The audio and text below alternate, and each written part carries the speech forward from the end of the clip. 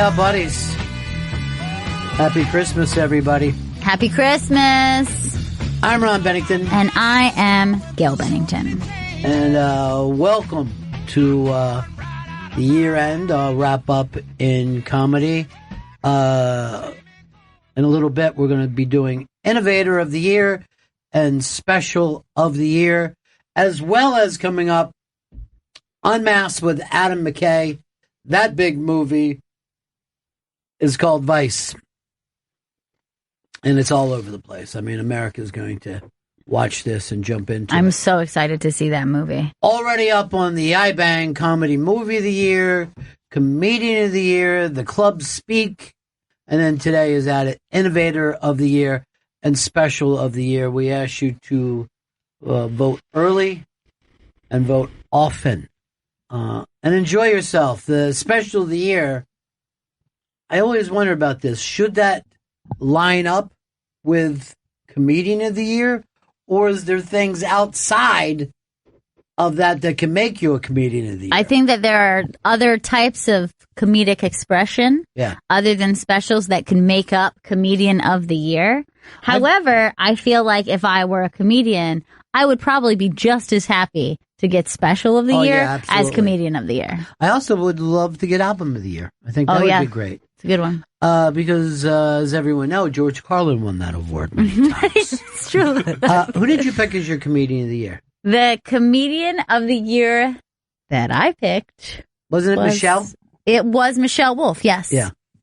And I thought that this was interesting that Michelle Wolf, they did a parody of her on the last Saturday Night Live, and that's fucking big. I know that. I was thinking that I would, if you're at that kind of status where people can impersonate you on SNL, nailed it. Such a good one. Such a good impression. Yeah.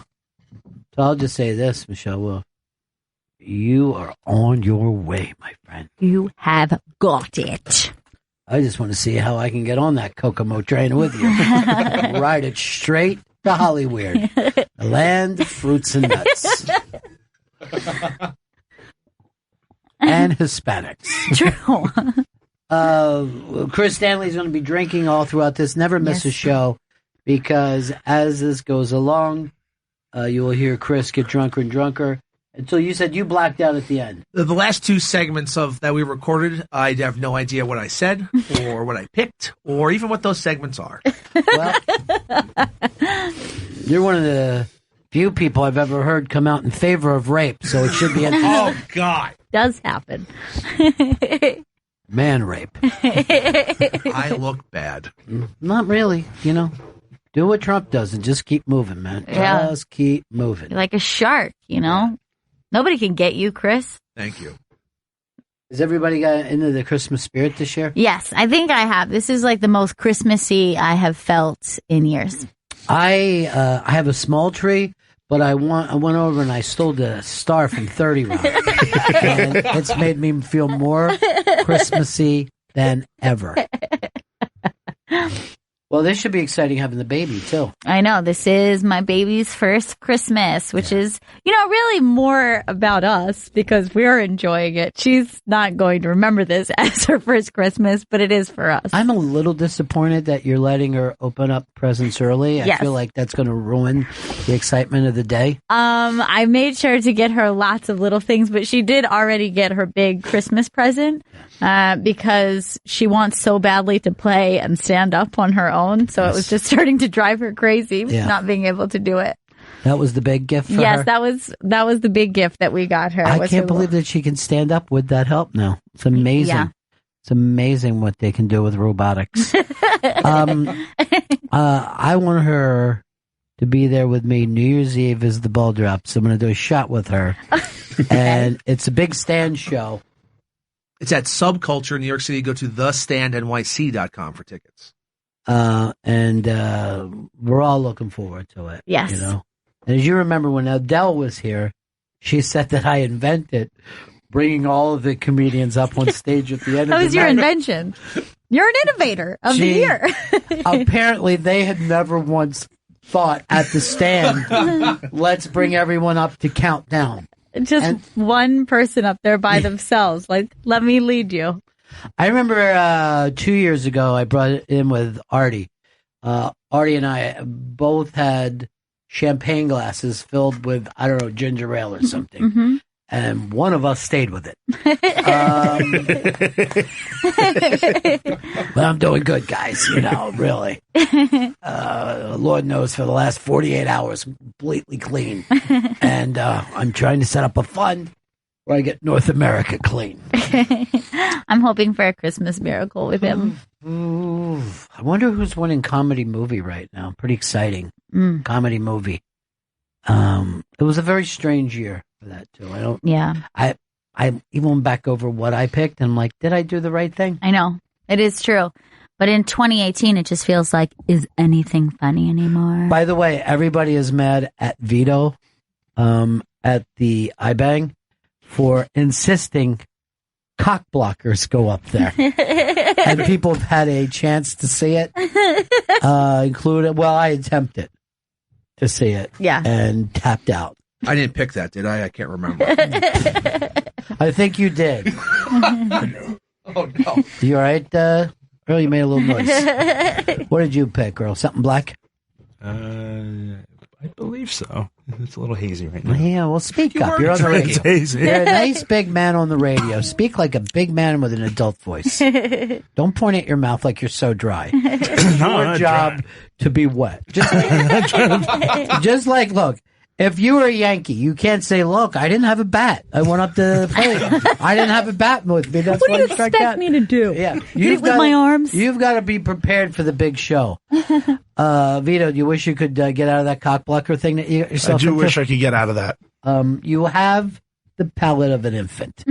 Almost. And there's something else I want you to do. Yeah. Enjoy your openings.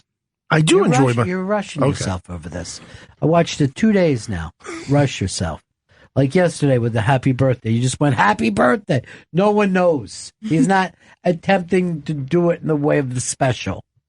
Enjoy, okay? Okay. I don't know when Italian New Year is, but I want you to have a good time with that. They go by what the Romans did. I think this year is VVXM. I really hated the Romans for using letters in this shit. Yeah.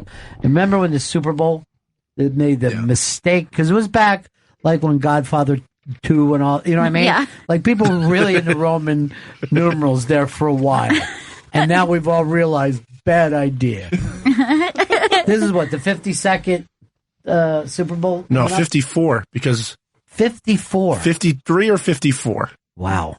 Craziness. Because last year, didn't we pick 53 comedians because of Super Bowl 53? Oh, yeah, that's right. Yeah, so 54 this year. That's the way we have to figure out what year it is.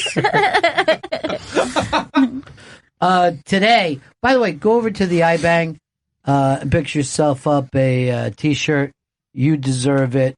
It's the Bennington family T-shirt. And, you know what? To me, I always like to do this. I wait until I get a little money coming in my way from relatives, and then I go buy some stuff. Oh, with nice. it. Yeah. So, this might be the way for you to give yourself a present. Pop open that Christmas card. Yeah. Lord knows how many times I got fucking fuzzy goddamn slippers that I didn't want. Oh, shit. Yeah. Yeah. Definitely. I have to run out and get you a new present. Earl always did something nice. Gives his parents $200. That's what they like. 200 each? 200 each. Nice. They like the 200. They each kid in the family do that? My sisters do gifts. They try to do a lot of gifts. My brother. Wouldn't it be nice if you pulled your money and just handed that cash over? That was always my idea. And they were like, I want gifts. Your brother brought back a dead field mouse that he had caught behind the house. Tried to lay it in front of him. Chris, tell people how we could help out with the Comedy Center.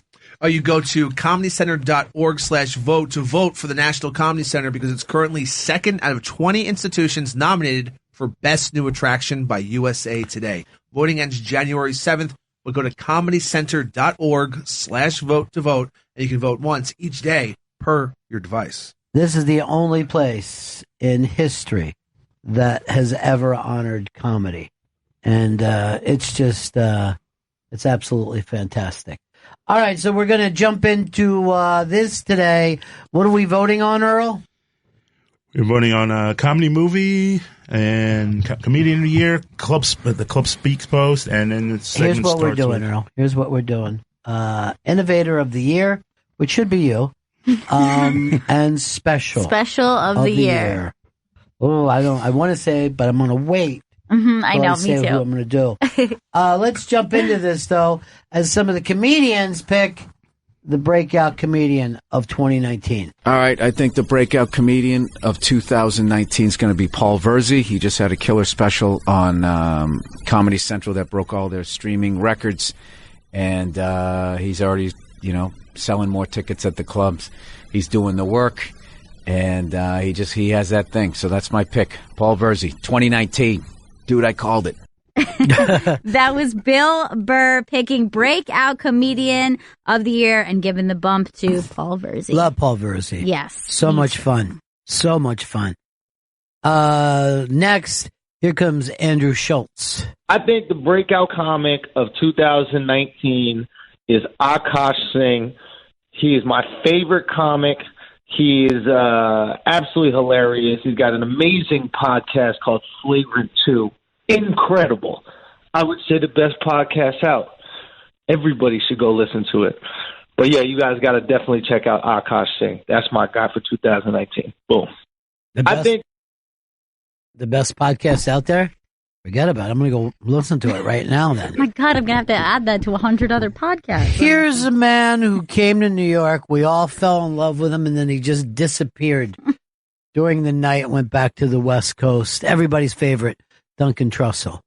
I think the breakout comedian of 2019, even though the year isn't going to come, is Jay Weingarten. He is a brilliant, absurdist comedian. I think he was an anthropologist or a doctor or something, but now he's doing comedy. And I don't know, you just go to his Twitter and see he's just a genius. He's kind of indescribable. Jay Weingarten for sure. Well, Duncan, you did a great job describing the indescribable.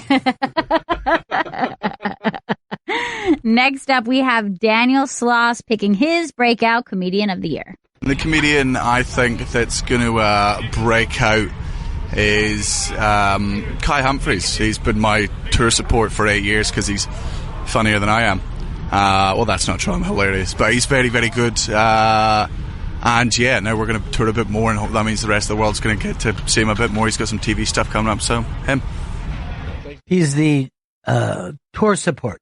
We don't have that in this country. We don't have tour support. I will say accent of the year goes to Daniel Sloss. Yeah, everybody loves that. Everybody's crazy about that. Casey Balsam. I think the breakout comedian of 2019 is going to be my dear friend Rosebud Baker, because she's a maniac, and I think she will force it upon the people to become a big star very soon. And I love her, and she deserves it. Perfect. I know somebody else. Oh, my God. You know what? I have noticed that as Chris has been drinking, the production has gotten worse. Oh, no. Is it crazy that he should maybe not be the drinking guy and also in that position? Yeah, we're going to switch soon. Now you're mad instead. No, of I'm not mad. The guy's sitting here drinking. I mean, he drank a toast to you. He drank one to Earl. He loves you, Vito. I'm not mad. Support. Do you need another toast? The kind of support I would like another toast. It would make me feel better. To Vito Khaleesi. That's not a toast. We're putting all this together, talking to the Daniel Slosses, the Duncan Trussells, the Schultzes, the Bill Burrs, the Balshams. Chris, you're sweating quite a bit. That's what everyone calls Andrew Schultze. No one does. One of my favorite comedians is going to be talking about another one of my favorite comedians. This is Godfrey. I think the breakout comedian for 2019 will be Monroe Martin. Because what I like about Monroe, he's very abstract. He's just very different in his voice, you know. You see this big 6'5" black dude, but he's just a big ass nerd who has edge to him, and he doesn't give a damn. And I love that. And he pushes the envelope. And his stuff is very, very alty yet hip at the same time. And he can do any kind of audience. So that is my breakout guy for 2019, Monroe Martin. Monroe Martin is so funny and never does the same material or a joke the same way. And I don't know if that's even choice. Juju loves this pick. Oh, Monroe God, we Martin. all love Monroe. We all love North Philadelphia's Monroe Martin. All right, time to jump into the year in comedy. And this is the Innovators of Comedy. 2019's biggest innovators in comedy. All right, it's the Innovators in Comedy. And let's start this off with Chris Stanley, your pick of one of the Innovators of Comedy this year. I'm going to say it was earlier in the year, Mr. Fred Armisen for his special Drummers Only on Netflix. Now, what is it you liked about this special, I Chris? liked that he made a special of all material. I didn't get all of it because I'm not a drummer, because it was just special. It was material for drummers to an audience of drummers. I thought it was a funny idea. Would have made a nice sketch. But did I have an hour to give it? No. I appreciate him going for it. I always think of Fred Armisen, and I love him, but as Paprika. You just want a dash. Yeah, just a dash of it. Just a little bit. And I'd like to see somebody do something for bass players. It's not fair. Yeah, it's only right. Chris Stanley, you've been drinking throughout the entire show. Yes, I have. You're saying goodbye to 2018. See you in hell. And hello to 2019. 2019, I look forward to all the treasures you bring and the pleasures you'll give me. To 2019, everyone. And all the treasures and pleasures that they'll give to you. Okay. You felt like you had to rush that in, but it wasn't necessary. We felt like you were so selfish when you said you were getting treasures and pleasures. But now I feel like I'm going to get some too. Is your treasure your girlfriend? Is she one of your pleasures? She's both. Probably be. She is both. And where is her pleasure spot, Chris? I won't be talking about that. Yeah. But don't. The butt. What? Smart. That's edgy, and that's 2019. Be all about that butt. Good for you, Chris. Thank you very much. Yeah. Earl Douglas, Yes. You have an Innovator of the Year.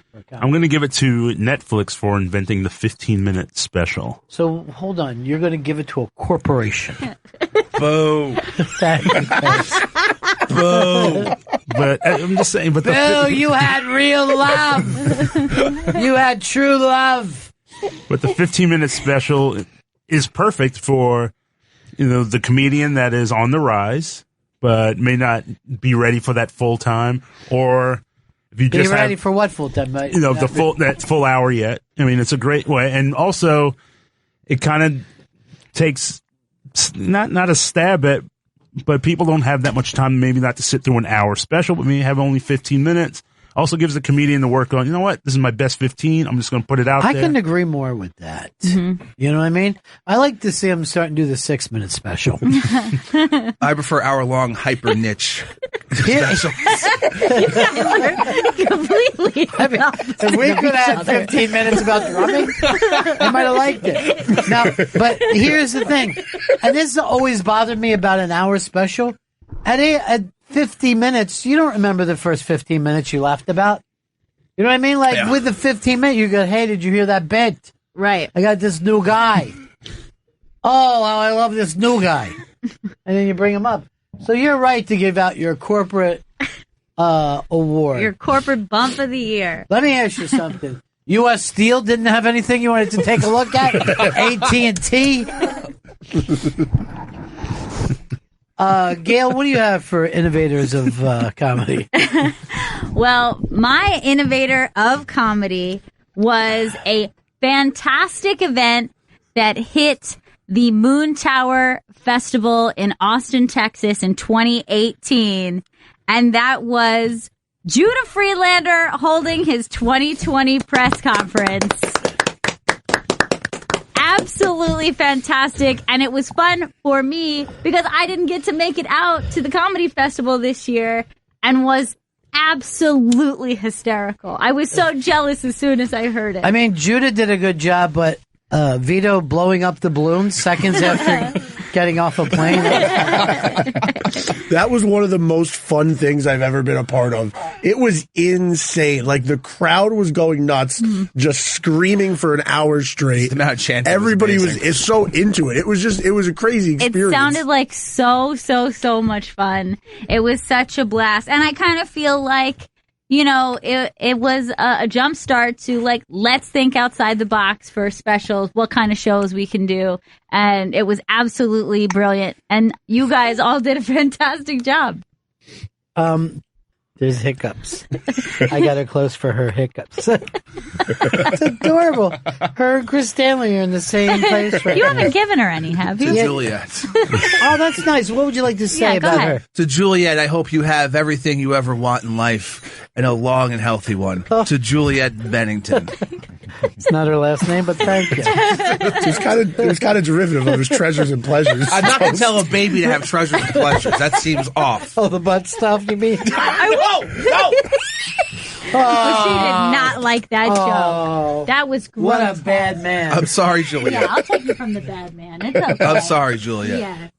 Drunky Monster's not going to hurt you, honey. Hey, Chris. Yeah. Lighten up, would you, dude? Oh, God, she slobbered all over my mic.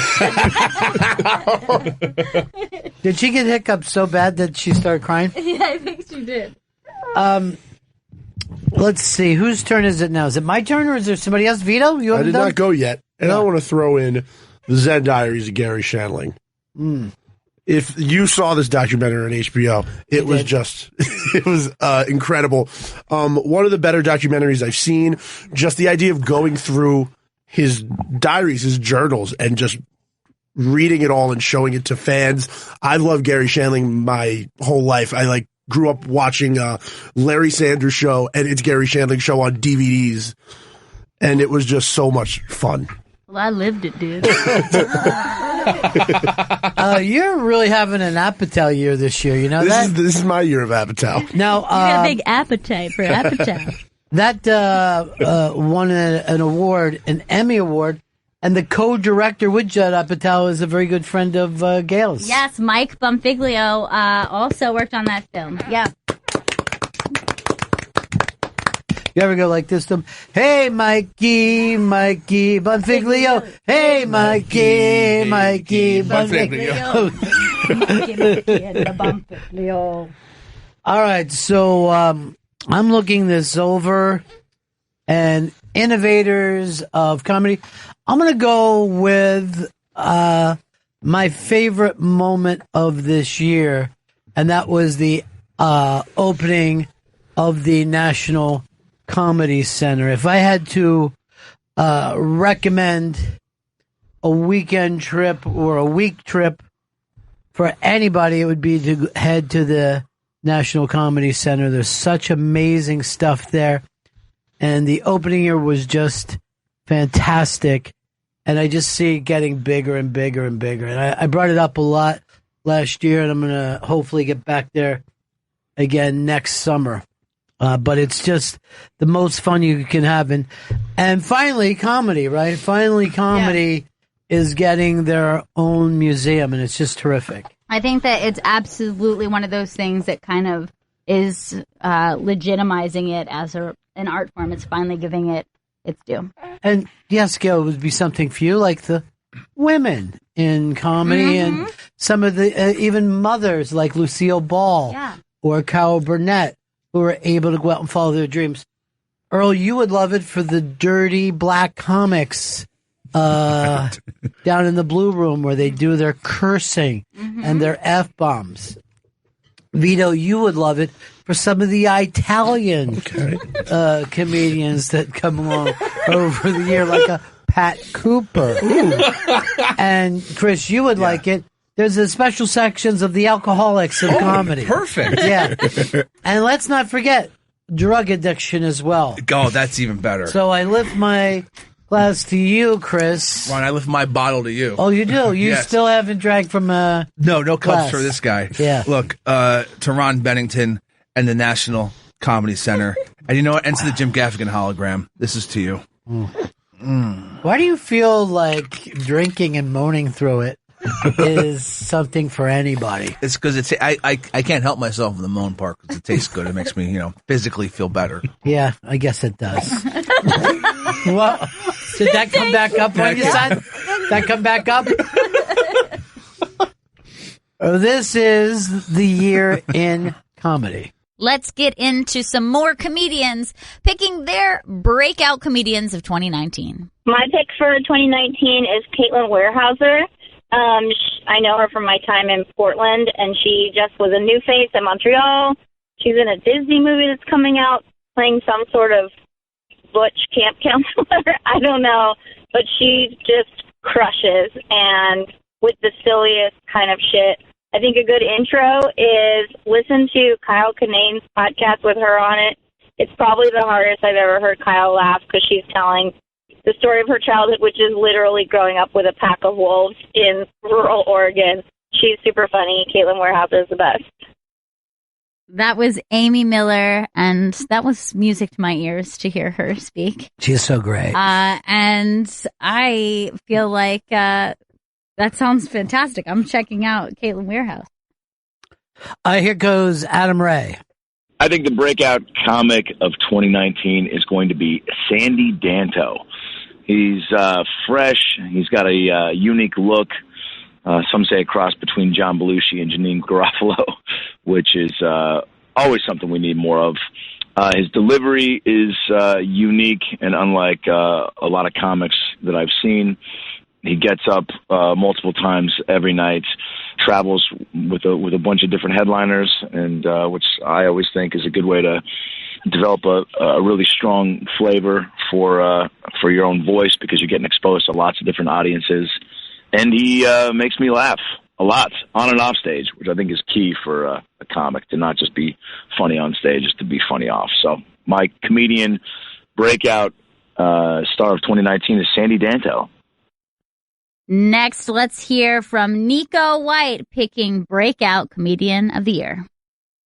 Hey, now, I think the breakout star of 2019 will be, there's two of them. First one is Alex Babbitt. The other one is Phil Hunt. Alex Babbitt because he's young, he's incredibly funny, and the dude has a very good storytelling energy to him that I think a lot of people gravitate to. And Phil Hunt's one of the best joke writers in New York City, period.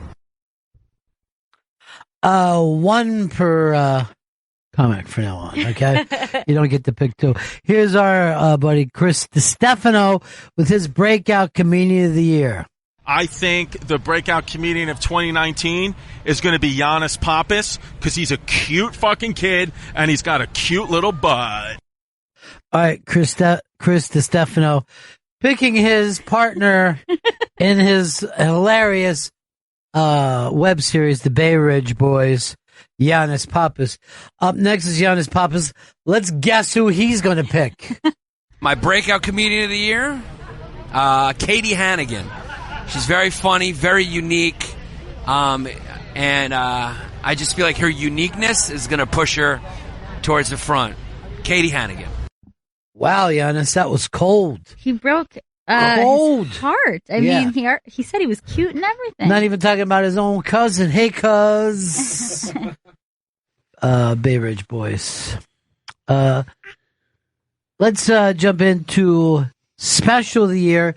And introducing that, our own Chris Stanley will lay that out. And now, here are your nominees for Comedy Special of the Year. First, I'd like to give a toast to everyone who's part of the Specials of the Year. Specials? This is to you guys and ladies. First and foremost, Mr. Chris Rockford Tambourine. Way to go, Rock. Next, Gad Elmaleh for American Dream. Woo! Dad. John Mulaney for Kid Gorgeous at Radio City. Ali Wong for Hard Knock Life. It's a Hard Knock Life. For us, Bert Kreischer, Secret Time. Oh, Bert's Secret Time. Joe Rogan for Strange Time. Nice, Joe. Hannah Gadsby for Net. Woo! Net? Nanette. It's the name of that special. Nothing but net by Hedda Gadsby. Paul Verzi, I'll say this. Yeah, Paul. Congratulations, Paul. The year of the cat. Cat Williams, Great America. The year of the cat. And finally, your last special nominated, Daniel Sloss for Dark/Jigsaw. Would you like to say a little something about the specials, Chris? I'd like to thank a toast or anything. This is to everyone. This is to everyone's part of this. Here's to the winners. Here's to the winners. We are the champions. We are the champions. Get them. The Elmalays, the Rogans, the Gadsbys, the Verzies, the Williams, the Slosses, the Elmalays, the Mulaney's, the Wongs, the Rocks, the Chrysers, the Rogans. You guys made it. You guys got nominated. One of you were going to win. I have a personal choice. I'll say that a little later. Well, we'll all give our own choices, but remember, you can go and vote on the interrobang.com. That's the ibang.com. Make sure you vote in all the categories, but this one's special of the year, and we'll let Chris Stanley pick his special of the year with a toast. To internet democracy, to the online vote, to going to the interrobang.com. I'm going to be going to the interrobang.com early and often and voting every day for Mr. Cat Williams' special, Great America. You're the cat. You're the cat. Of the goddamn cat. Look, he's fucking out in the world. He's not locked up. He's got a great special. He's talking shit about everyone that matters. And that special was hysterical. Done out of Freakville, J-Town, West Side, Best Side, Allman Brothers, Jacksonville. Let's go to Vito now. Who are you picking, Vito, as your special of the year? My special of the year is Tambourine by Chris Rock. I got to see him do the material at Barclays Center.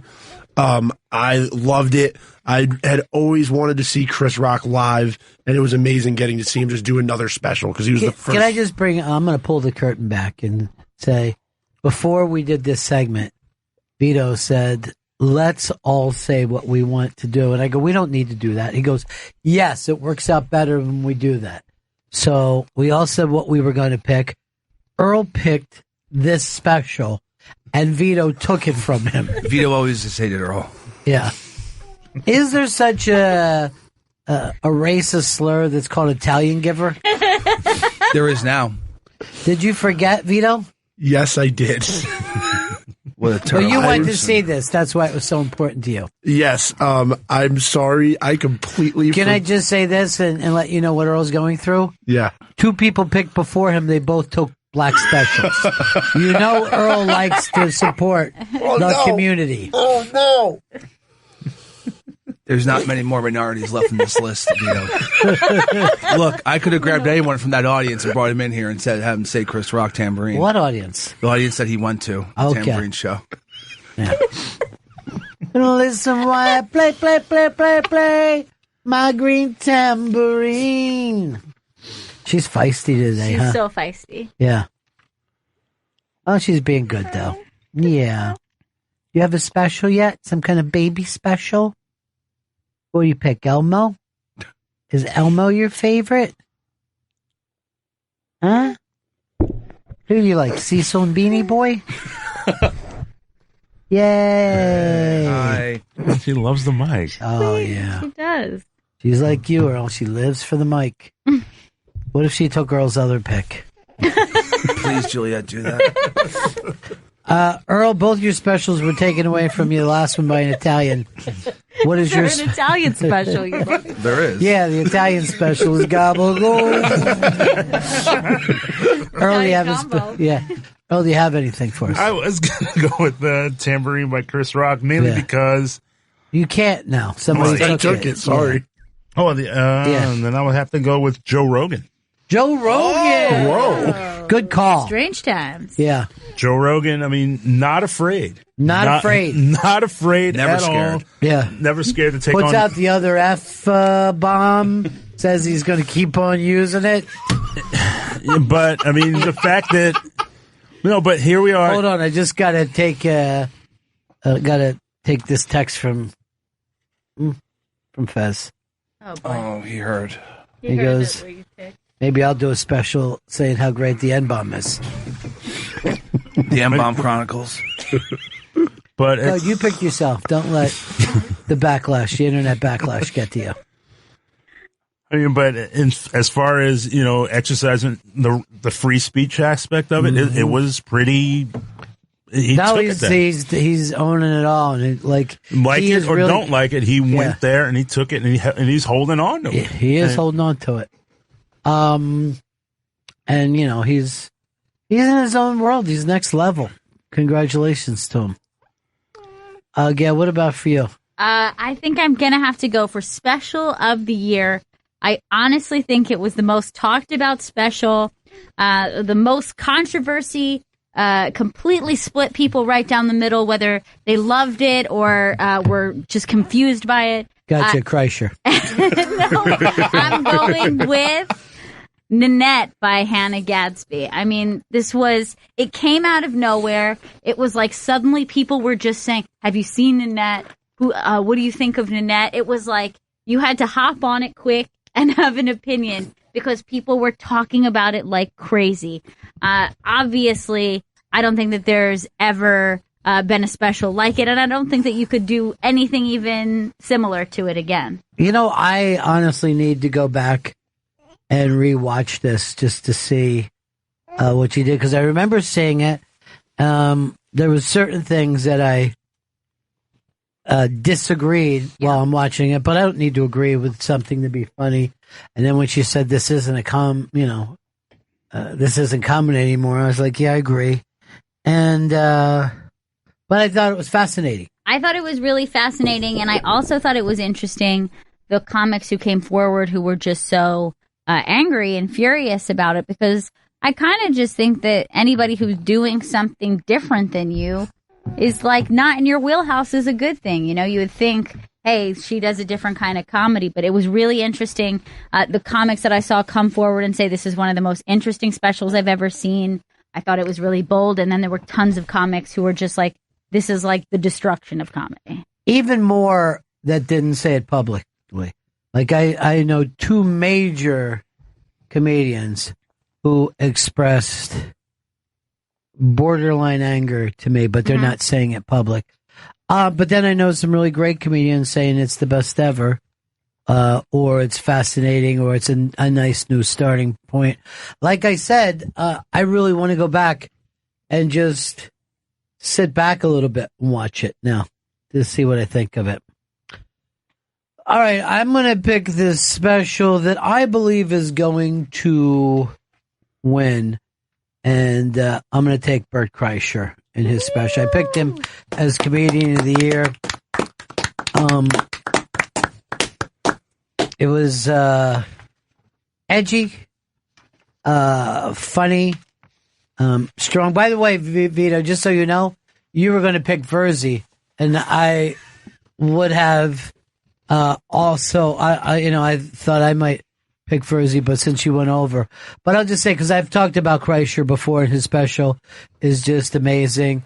But I watched Paul Verzi put a lot of this special together down at the stand, and I'm very, very proud of him for being able to pull that off. And of course, Bert Kreischer, I believe, is Comedian of the Year, and the special is really strong. So both those guys, you know what I mean? I took the one that Vito, because he backed out.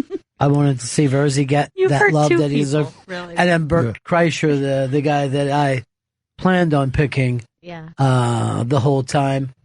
But I really think it has to go to Chris Rock. Because the tambourine man to Chris Rock. Listen while I play. Hey, Mr. Tambourine Man, take you away from Earl. Are you drinking? I had a sip for the split the vote. Yeah, split the vote. They used to say rock the vote. We say split the vote. But Vito shit the vote. All right. Can I also throw in Juju's special of the year? It was the first special that she ever watched as a newborn baby, and that's Hard Knock Wife by Ali Wong, which is all about, her first special, of course, was about pregnancy. Her second special was about having a newborn and being a new mom and everything that she kind of went through that year. So that is Juju's pick for. You know what I think is funny about Ali Wong is we're already taking her for granted. Like if someone brings her up, I'm like, yeah, I know she's great. Stop preaching to the choir. And I will tell you, so many women, like new moms that I met, were like, definitely make sure you watch Hard Knock Wife. Like it's still, people are still talking about her, and this special really, I think it was the case with her first one. Is like she's reaching people who maybe weren't even comedy fans before that. Dude, I remember, and this is right after her first special, like the summer after that, and we were all at Moon Tower in Austin, and I'm walking down the street, and hundreds and then thousands of beautiful Asian women were walking towards us, and I'm like, what is going on? And they were all going Ali Wong special. And I'm like, how far are we where you would normally find an Asian comedian? We're in Austin. They must have had every Asian in Texas. But it's Asians, but it's also like working mom Asians, single Asian chicks. Just really, I mean, she's got to have the most attractive audience that there is. Milky. On the other side, take a good look at that audience in Philly who showed up to see Kreischer. Holy shit. Is that a thuggish looking group? I'm like, what is he doing, the Johnny Cash thing? He's doing this from San Quentin? No.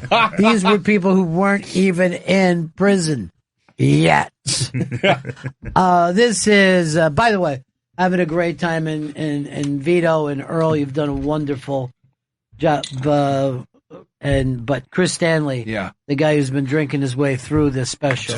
I'm powering through, Ron. I'm able to do this. And you know what? I want to give a toast to you, Ron Bennington. Oh, thank you. You know what? Thank you. Thank you for everything.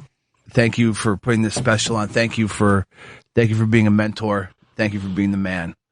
Well, if I was a mentor, you'd listen to me. You probably wouldn't be drinking at work. Yeah. I've tried to take you to several meetings.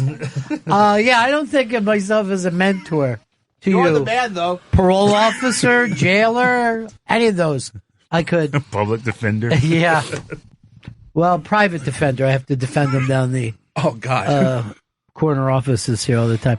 We'll be right back. This is the year in comedy. In the meantime, go to the iBang and vote for Innovator of the Year and Special of the Year. And go to ibangshop.com to get your Bennington t-shirts. When we come back, it's the best O Bennington. This is the best of Bennington. What's going on in that pretty little head of yours? I saw that Don Jr. Went gator hunting. I think earlier this week. I didn't know that. Yeah, he went gator hunting, and there was him and his girlfriend went, and then there was a photo ops, and the backlash. There wasn't really any backlash for this hunting because when he goes hunting in Africa, there's always a backlash of people just trashing for being a hunter. Well, they want you to hunt gators. Had me thinking. What are animals you can kill that no one will judge you for? Because the gators, no one cares about. Or they don't mind anyone killing a gator. There's too many gators. There's too many deer.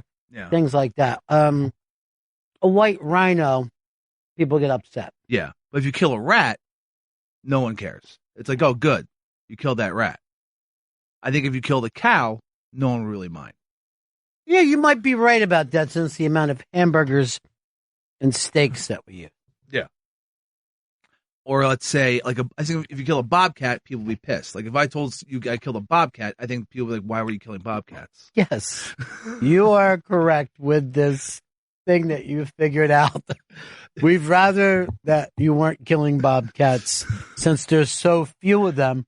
But since there's a lot of rats and they're a nuisance, go ahead, kill one. There's two camps here. No, it's the same camp. We're all on the same team on this one. Or if you kill a raccoon, I think people would be weirded out if you killed a raccoon. That's where we get our caps from. I know one thing, Chris. I like it when you kill a beer. It tastes good. All right, it's the Bennington show, and the very earliest stages, the outer bands of this storm coming in. And I'm always curious about a storm like this, if it's going to be as big, or people will be bitching tomorrow like, oh, they made us fucking all that stuff and nothing happened. But they always say, just get out of the way. Just get out of the way of this damn thing. Hey, send me Vito in. I haven't talked to Vito all day today. See if he's got what animals you can kill premise ready to go. Jesus Christ. No, you really came up with some good things. Oh, yeah. I am not going to kill an albino rhino. Dude, that's a great children's book, The Albino Rhino. All right, I want to. You're a guy who likes to wear a headband, right? Sometimes. This white headband looks like a bandage. Yeah, you look like you've got brain problems. I don't. It's the last. I lost all my other headbands, so I have this fucking bandage-looking thing, and it's either a band. And then the way I have my hair tied up, if I looked in the mirror and I thought I looked like a samurai, but like not like a fat samurai. So hey, no, a heavy one, stocky. No, you're fine. Like a John Belushi samurai. Oh, the late John Belushi. The late John Belushi samurai. All right, animal you can kill and get away with. We were kidding. Fox. We were kidding. Okay. Can't kill a fox. Yeah. You were right about that rat thing, though. People do like when you kill a rat. Yeah, it's great. Oh, boy. What's on in Vito's mind? I know you got the headband thing. I have a huge issue with Earl today. Oh, you never have yet, huh? I've yet to have an issue. So we're sitting in... Wait, I'm going to just see if Earl is even aware of this. Do you know? Yeah, we were in the office and... Okay, so you do know. Yeah. All right, let's hear it. So we're in the office, and I mentioned to Chris this movie I want to see, White Boy Rick, has a 55 on Rotten Tomatoes. And I was like, oh, that's weird. I thought it was going to do better than this. And Chris goes, what's the movie about? I say to Chris, I know it's about a guy who's selling like drugs and there's arms dealing, but I haven't looked a lot into it because I want to be surprised. It's based on a true story. Then Earl goes, and spoiler alert for anybody who doesn't know this story. Spoiler alert. Spoiler alert. Well, it's cool of him to do that. Earl goes, oh yeah, he's an informant, youngest informant in history. It's in the fucking trailer. But I avoided the trailer. And then Earl goes, well, he also gets arrested and gets life in prison. So he does that, and then I go, what the fuck, dude? I didn't want to know anything about the movie. He goes, it's a true story. I think if you don't know what happens in the movie, it's still a spoiler. You know what Earl ruined for me? Lincoln. No. Just when I said this guy's going to be okay. You know what I mean? Just when he's got the war behind him and nothing but blue skies ahead. But I was furious because I don't think you should tell anybody the end of a movie, even if it's based on a true story. Can I tell you something, and maybe this will help you? Okay. You can't control the world. You can only control yourself. He should control himself. That's you trying to control the world. Okay. You got to control what... There's Christine just walks by without even so much as a nod. I think she's really still mad at us. You've got to control the way you react when someone... does this. So just because a guy got a life sentence doesn't mean he's not going to get out.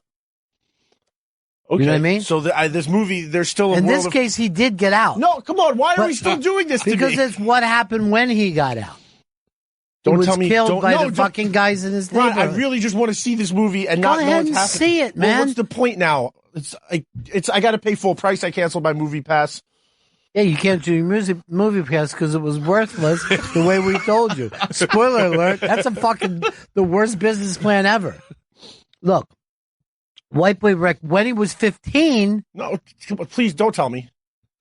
Just read the Wikipedia. That's what I do to movies. No, stop it. You're the worst. Dude, how do you not keep up with your nation's history? I don't know. I saw this young kid from Detroit, Paperboy's in the movie. Well, he's not young anymore. Well, I mean, back then, in the 80s or whatever that movie was. Yeah. So you know that he was going to get older. You just didn't know that he was going to get older in prison. And then when he gets out, he gets fucking whacked. That was heartbreaking. That seemed like a big twist in the movie I would have been excited to see. It was on 60 Minutes. I don't watch 60 Minutes. Dude, that's the kind of shit you need to start doing. You need to start educating your mind. Not fucking wrapping a bandage around it and walking around like a head wound person. I want you to apologize to Earl and thank him. I'm not apologizing to Earl for spoiling a movie for me. He didn't spoil a movie. He educated you in life. No, he spoiled it. He went out of his way to tell me the end of it. It's fucking 55% on a shitty thing like Rotten Tomatoes. This is a fucking dumped piece of shit in September, like any movie that opens in September. Sometimes late September has some promise. Look, I don't want to ruin anything for you, but A Star is Born, don't get too fucking attached to the dude. I haven't seen... Why is everybody just going out of the way to spoil movies for me? This is the fourth time this movie has been done. I've never seen one of the other ones. I was going to make this my first time. You went to film school. Yeah, they didn't show us that in film school. Well, do you think you just watch every movie in film school? No, you don't watch it. There's a lot of movies you miss. Name one. Name a movie I haven't seen. I've gone name with the a wind. movie that you don't think I've seen. Oh, that you haven't seen. Yeah. Goodfellas. Come on, man. Okay. What are you doing with yourself? Have you seen The Cabinet of Dr. Caligari? No, how's it end? It's, they're in a psych ward. Oh, I definitely will see that then. Okay. Really? Why are you okay with isn't the whole build up to the end of a movie Because I'm not in charge of the world. I'm just in charge of myself. It's just, I feel like when somebody says they're going to go see a movie, no matter the circumstance, you shouldn't say, here's what happens in the movie. Earl's black. He talks during the movie. I don't like talking during the movie. You get trailer time to talk. Movie starts. That's it. You can trailers. You can say you're trying to control the world. Control yourself. I just like a peaceful movie going experience. All the way up until watching the trailer online to going to see the movie. Movies suck anyway. Here's a spoiler for you. Movies haven't been good in years. There's going to be a black Superman. Does that fucking ruin everything? Did you see Titanic? I did. Yeah. I was young, and I'm not going to lie to you. That fucking took me by surprise. Why? I did not know. I was like 4, and my mom took me to see that movie. And when everybody started dying, I was like, "Holy shit!" And I think I cried in the movie theater because I was 4. The whole fucking place was crying. Yeah, that was a big twist for me. They're talking about doing Titanic 2. Really? Mm-hmm. They're saying Jack was stuck in an air hole for 20 years. He was able to just keep breathing. So it's like a Captain America situation. I don't know. I didn't see it, dude. Why would you fucking do that? You want me to not ruin this fucking hurricane for you? It rains at the end. I don't like the fact that you're attacking Earl. It comes off a tad racist. It's not racist at all. Earl, I apologize for my race that you were treated this way. Thank you, Ronnie B. I'm so sorry about the fucking slavery thing. That got fucking literally out of control. If there's anything we could do for you, any reparations, just let us know. We're here to please. We're the United States of America. 40 acres and a mule would be nice. What are you going to do with a mule? We're the United States of America, and we know we've made a few mistakes in the past. The Indians, the slaves. But we're ready to turn it around. Didn't give a woman the right to vote until 1920. White women voted years after black men got the vote. So at least feel good about that, Earl. We value you more than we do our own wives and daughters. Black men, it's time they appreciate what they've got. But you should fucking apologize for racially attacking him. It had nothing to do with racism, but I'm not apologizing for Earl going out of his way to ruin a movie that I was excited to see. When the black stereotype is they ruin movies. Everybody knows they that. ruin the movie-going experience. They don't usually ruin... They're just having a day watching this fucking flag shred. It's really annoying me. What's going to happen tonight? Spoiler alert. It's a double eviction. Yeah. It looks like they're targeting Brett. Really? Yeah, last night there was a lot of talks about targeting Brett in the house because Tyler and Angela are just done with him. Angela and Casey were pissed when Tyler told them that Brett was coming to him to go after them. And Brett's just completely like lost their side of the house. He was even like, does he know it? No, he doesn't know. But I think he's suspicious because he's been like really getting paranoid of Tyler and Angela. Like, you know how they have those weird rooms with the sliding doors? Uh-huh. He slept with it like cracked open last night so he could just peek in and stare at Tyler and Angela.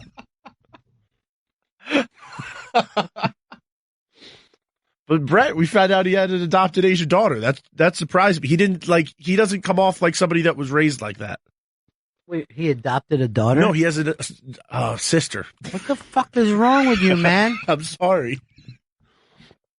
He doesn't make any mistakes on Big Brothers. No. And he gets on here and I ask him about Big Brother and he turns into a whirling dervish. Brett has an illegitimate child? No. His name's Brett, not Brad. I said Brett. No, you really didn't. I said Brad? Yeah, you said Brad. I don't want to spoil alert anything for Earl. Earl, did you like the movie Lincoln? It's all right. I gave it 1 word review. Stinking. Well, we gotta do something about the South. What was that crazy fucking voice he was doing? Why couldn't he have been like this? Yes, everyone, I'm Lincoln. My name is Lincoln. When's Star is Born come out? I believe October. Rocktober. Somebody told me Lady Gaga might be the first host of SNL this year. I don't know, though. You think she does musical? And who else is she going to bring in? Tony Bennett. That's racist, dude.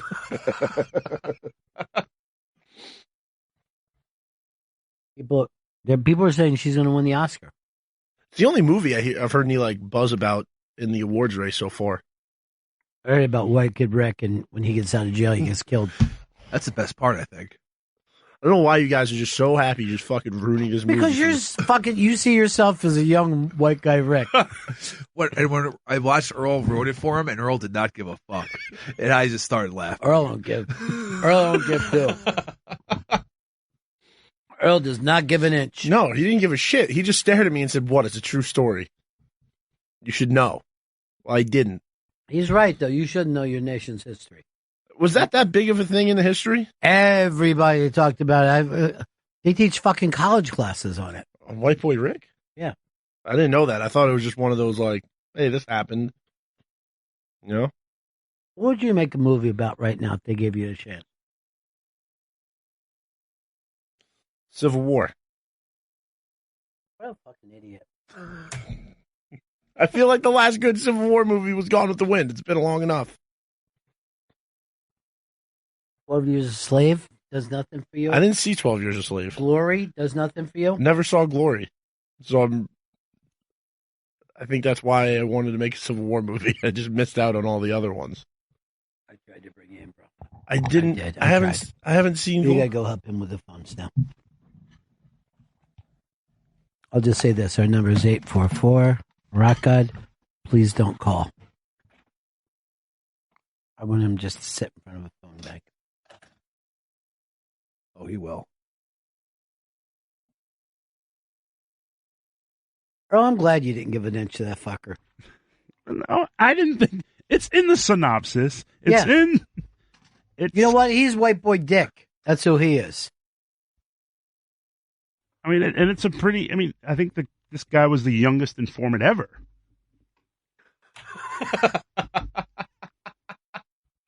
More detail. I don't know. My little sister was an fucking informant on me. Did you ever rat on anybody in your family? No. I wouldn't even rat on friends. I was the victim of an informant type thing, so I will never do that ever. Was it White Boy Rick? It was kind of a White Boy Rick situation. I think when I get out of prison, I get killed. Somebody rat you out to the cops? Yeah. For what? Drugs. What drugs? It was ecstasy and psilocybin mushrooms. I don't know how I'd even tell a cop this guy's got mushrooms. What else does he have? Steak sauce? Who gives a fuck who's got mushrooms? I think in my school hearing, I tried to say it was cooking mushrooms. Yes, of course. I was like, "Is that?"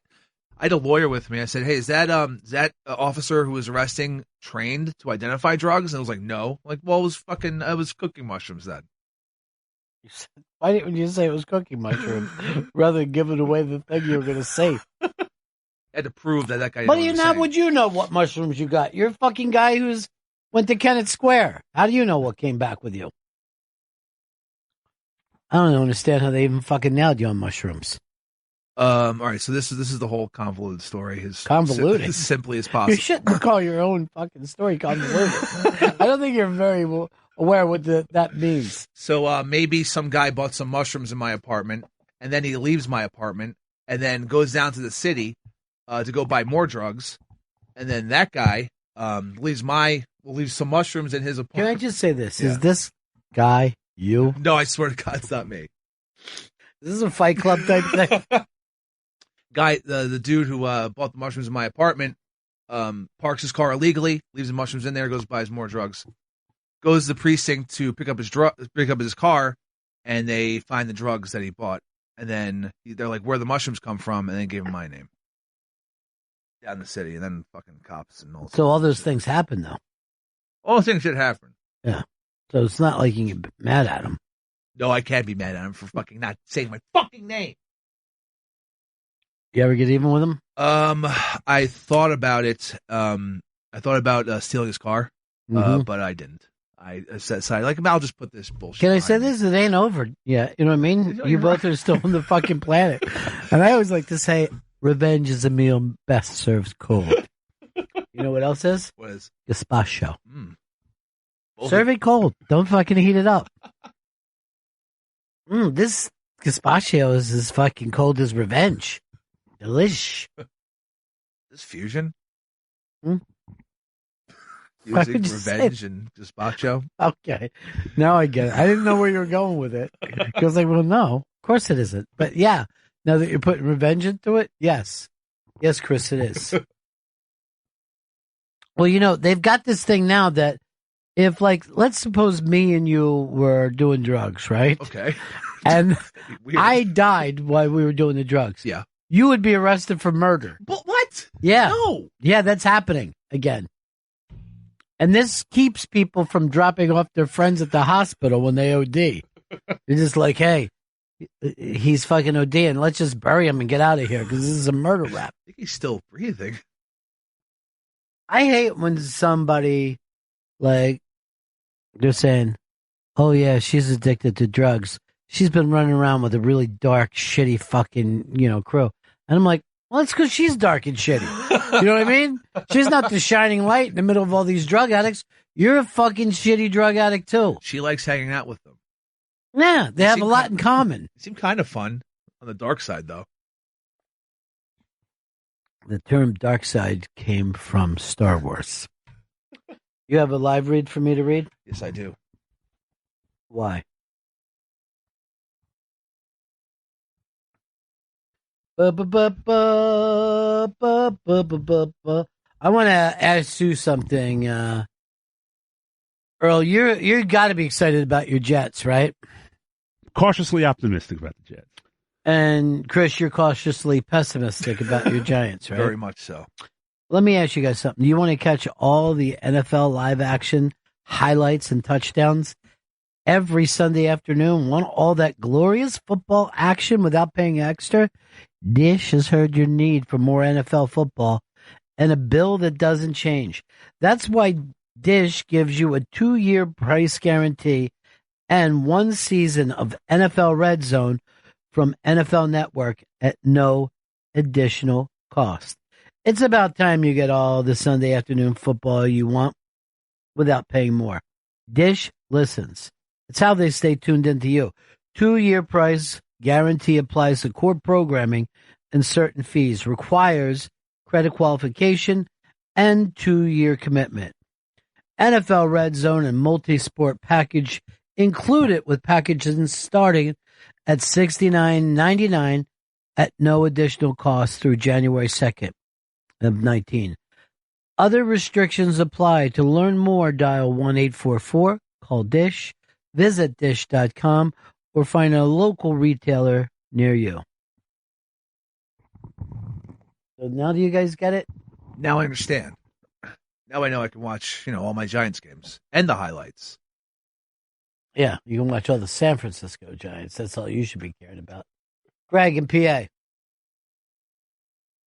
So Stephen King made a good point. He says that basically there's no such thing as spoilers because you don't watch a movie or read a book to find out how it ends, or else you just skip to the end and see how it ends. Like this fucking idiot Vito, he'd say like, "Oh, don't watch Saving Private Ryan because you know that Hitler loses." Or he's a fucking idiot. All right, let's bring Vito in and give him the. And you know what else? Yeah. Whoever writes the taglines on the serious thing here is an idiot too because they wrote, "Does spoilers ruins movies?" or some fucking idiot. What the fuck? Who wrote that? That was Earl. Earl did. He's a retard. You write "does spoilers"? He's an asshole. Meant to write do spoilers. Do's? Do. Do? Just erase that and just write, "I'm a maroon." All right, you get the Stephen King thing? You don't watch movies just for the ending. But that's bullshit because it's all like things are Wait built a minute, on. who's created more, you or Stephen King? Stephen King's created a fair amount of stuff. But the fact is, anticipation and tense. I made this mistake. Fuck. Tension.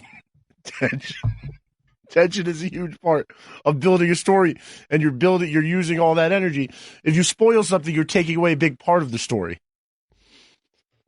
You want to build tension. You want to build suspense. You don't build it. They do. You're just watching. But if You're just like a fucking fly on the wall. If you know what happens, it takes away that tension.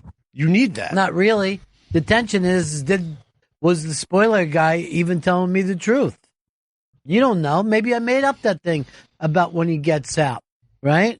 And gets shot. Maybe. I don't think you said the get shot thing before. Well, how else are they going to kill him? I don't know. Poison? No, it's because What is this, Russia? Anybody who uses poison is a fucking moron. So you don't know, right? It feels like you guys have made it very clear that there's a lot of stuff in this movie that I'm not going to be surprised by. Just go see it. You're going to like it. Go see it. See what surprises you and what got spoiled for you. That's the suspense. But I'm just going to know Earl spoiled the whole movie for me and ruined No, you're not. You're going to get caught up in the Matthew McConaughey role, and you're going to love it. He's a secondary character, it seems. Seems. You consider a fucking father to be a secondary character? A father who ends up getting a heart attack at the trial. Why'd you have to add that last part in? I thought you wanted to know. You were looking at me like, what? Yeah. I guess that's my fault. This movie sounds awesome. No, it stinks. It's really bad. Huge casting. And why is there 80s music playing during a 70s fucking thing? It's the 70s? It takes place in the 70s. I thought this whole time it was an 80s movie from the music of the trailer. No. Yeah, that's the problem. They're playing music that came out 10 years later. I'm going to see it. Not going to be happy about it. Oh, no, it's very sad when his mom dies. Why would you be fucking happy about it? So he's a fucking orphan now. No. No. Mm-mm. Tell me. See? He finds out those aren't his real parents. Okay. His real father is Carlos Escobar, so he got fucking involved in this, and he didn't realize he ends up ratting on his own dad. So you tell, but like your spoilers, like you build tension, you build suspense. Thank you. I'm excited to hear them. Earl just yelled shit out at me. That's fucking racist, dude. What you're saying?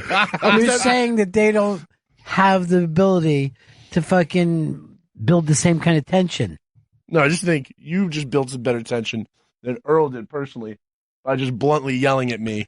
Earl, let me ask you this: does it annoy you that Italians became white people when they didn't used to be? Yeah, how did that flip happen? I don't know, but it's got to give the Puerto Ricans and Dominicans a lot to think about. Ba ba ba ba. Still one of the greatest scenes ever. Was it True Romance?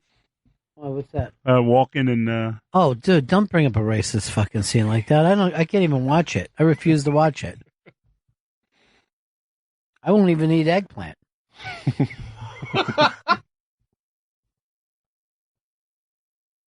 What's the last movie you saw? In theaters? No, I meant on the side of a wall. You and your friends just rented a projector. Black Klansman. How was it for you? I loved it. The middle slowed down a little, but overall, like, it was great. Doesn't the middle slow down in every movie? That's why it's the middle. But no, it was great. I definitely would recommend it. To who? You guys. I'll wait till it comes to TBS. I don't think that's going to make TBS. I was watching Clockers last night. What, TBS? That's a Spike. What a fucking movie. I think it's one of his most underrated. I agree. I mean, because... Talk about Dengen. I was very dense watching this. Like Harvey Keitel and I think Isaiah Washington's in it, and it's a great cast. You're like if Wikipedia spoke.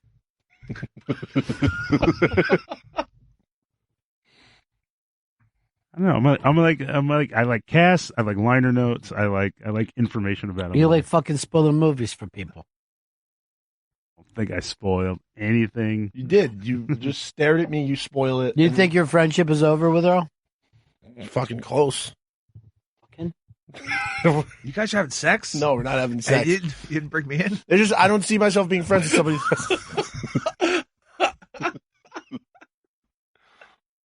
You don't see your... I don't see myself being friends with somebody. Someone that's black? No, you know. That's what he's saying, Rod. What I'm getting from Chris. He's no rat. It has nothing to do with skin color. It's just fucking selfishness. Jesus. That was not selfish How at all. long what it's been he did. since you dated a woman? Because I think that you got a little backup and you're just cranky. It's all just stuck up there. All your anger comes from jizz. It's been a while. It's been 3 years. You want me to really? Yeah, it's been 3 years since I was in a committed relationship. You gotta get it. I thought you were going to say it was in a vagina. Wonder what she's doing now.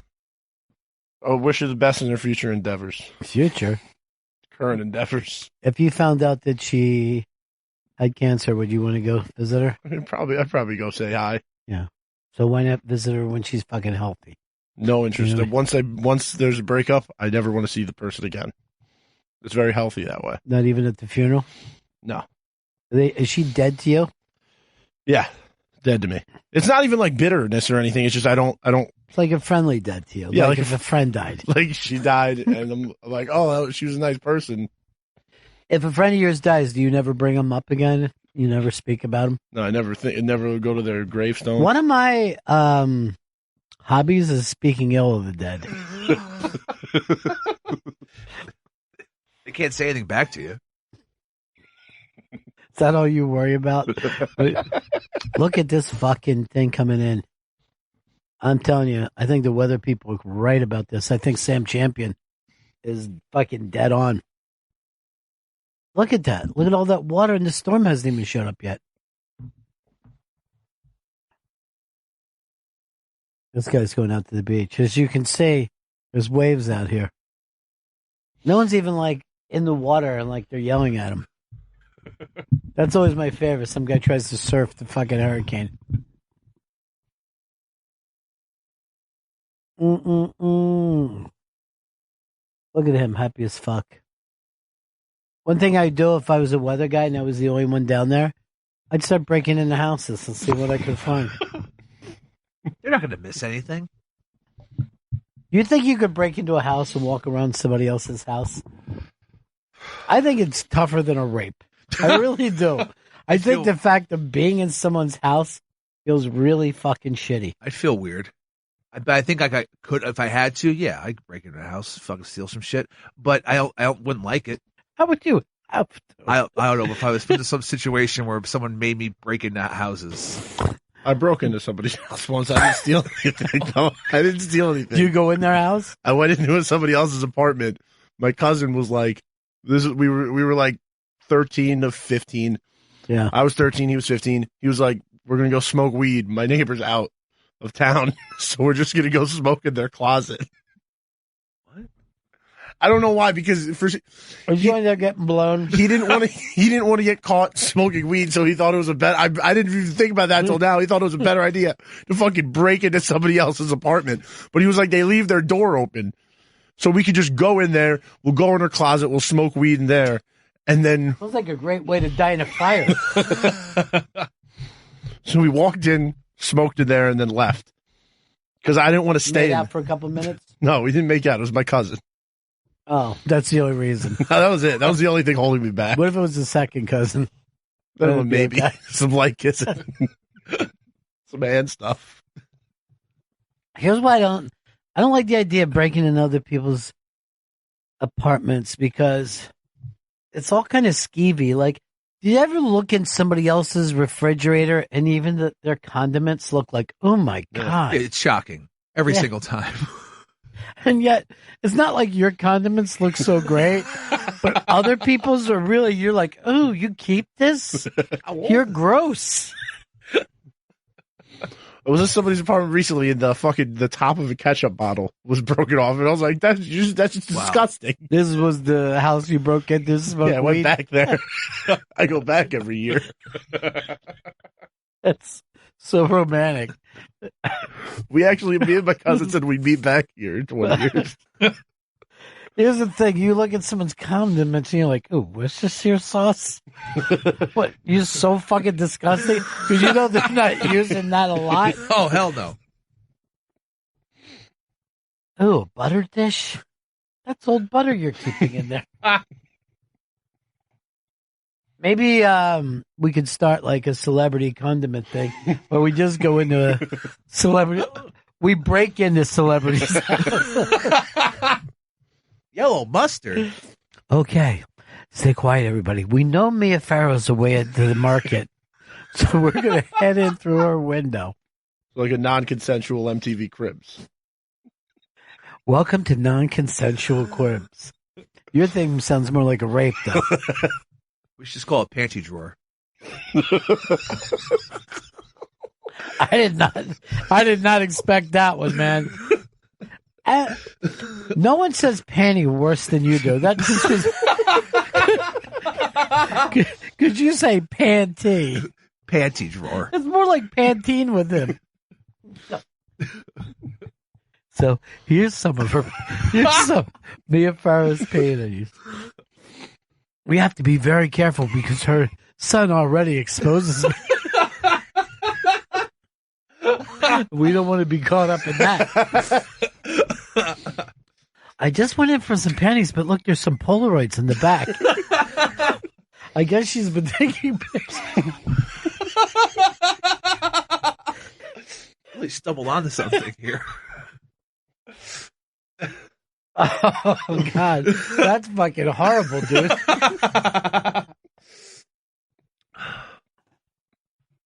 So both you guys are fucking like second floor men. You're willing to break into a fucking place. I give you credit. I stole a buddy's sister's drawer panties.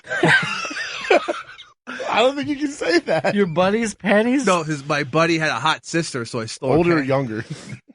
She was older. It doesn't matter what she fucking looked like. You just got her underwear. Yeah, I stole her fucking panties. You jack into them? Yeah. Were they used or were they clean? Used. It was in the hamper. Like I This found is last weekend? No, this was years ago. Years ago. How many years ago? I would say I'm talking like 2005. So how old were you then? I was 22. That's too old. That's far too old. We were getting whacked out like fucking all day at this kid's house. I thought this was like a fun 13-year-old Yeah. or something. A confused boy. No, I knew what I wanted. Not a grown man who could legally drink. Did you find a picture of her online anywhere? Can you find her Facebook? This might take me a little time. No, I got nothing but time, dude. I'm dying to fucking know how fucking. What's this kid's name? Sorry. Just say it on the air. No, I'm not. No. Hold on. I know how to find it. Don't say anything that's coming up on it. Please. Don't, seriously, don't. Fucking please don't.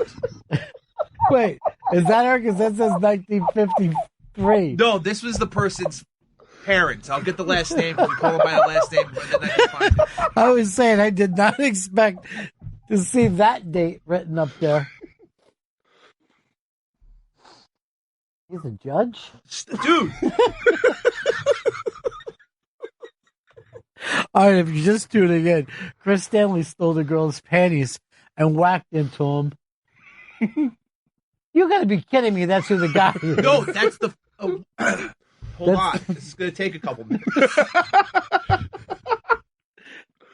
That's what you said. Oh! Bullshit. You got him, Earl. You got that panty sniffing fucking idiot.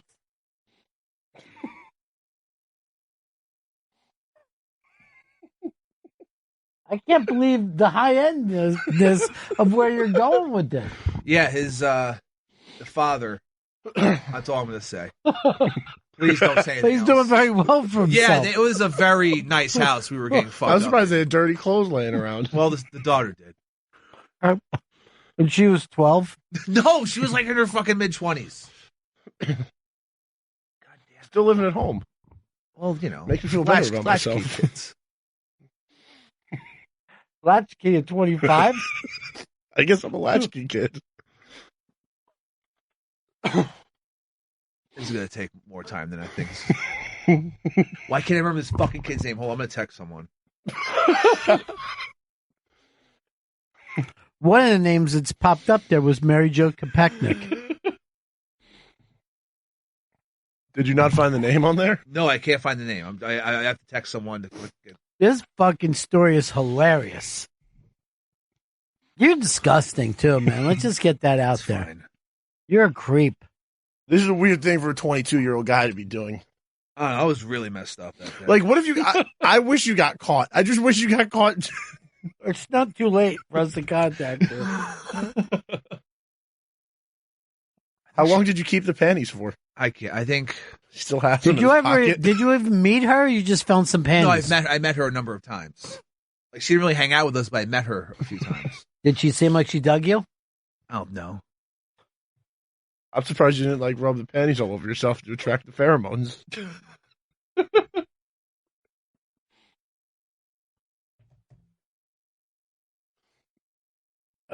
You went to computer tech school. You should be good at this.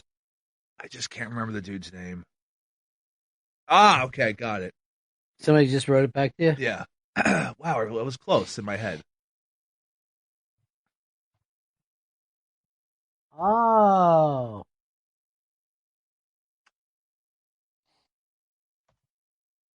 And he put sister. That never shows up over anybody's thing. Her? Oh my god! I don't think that's her. I don't think I would have stolen that girl's panties. It's not nice. You could actually warn those. You're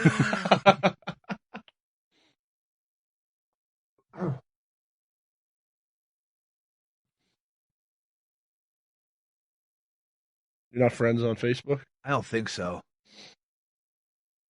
I don't know if I'd recognize him. Probably got a mutual friends. Oh, okay, that's a good idea. Okay, mutual friends. Go to somebody else's face. You're like a hacker. Yeah. I grew up in this digital age. Hey, Jason, you're on the Bennington Show. Hi, Ronnie. How are you today, buddy? Good. I would like to point out that a 22-year-old person who's jerking off into somebody else's underwear should probably seek professional help because that shit ain't right. That's 14-year-old business right there. What's not right about it? I wanted something and I took it. It's developmentally inappropriate, is my point. Oh, also, I was fucked up while I did it. Does that make it better? No. You should have moved on to cutting slits in posters of girls who are naked, I think, at that point. This is like what eventually becomes a serial killer. Every serial killer is a fucking petty thief. Did you know that? I thought they just killed, like, small animals. What? You brought up killing small animals earlier today. I mean, a hunter? You think hunters going to be serial killers? I'm just going to ask if this dude who knows the sister's name, because I'm drawing blanks here. Hey, Brian in D.C. You have the biggest fucking creep in your employment. I mean, it is. That whole situation is like the start of a CSI SVU episode. I'm not violent. You should be, you creep. Oh, please. She has plenty of panties, or had, or whatever. Ugh, Do you remember what the panties looked like? Yeah, they're a purple thong. Oh, Is that right? Sure. Sounds like something a child would wear. That was an adult. You know what the woman. anniversary is today? No. 25th anniversary? No. Conan O'Brien. Really? Starting a show, yeah. Guy that you claim to be a big fucking fan of. I didn't know this was the anniversary day. Piece of shit.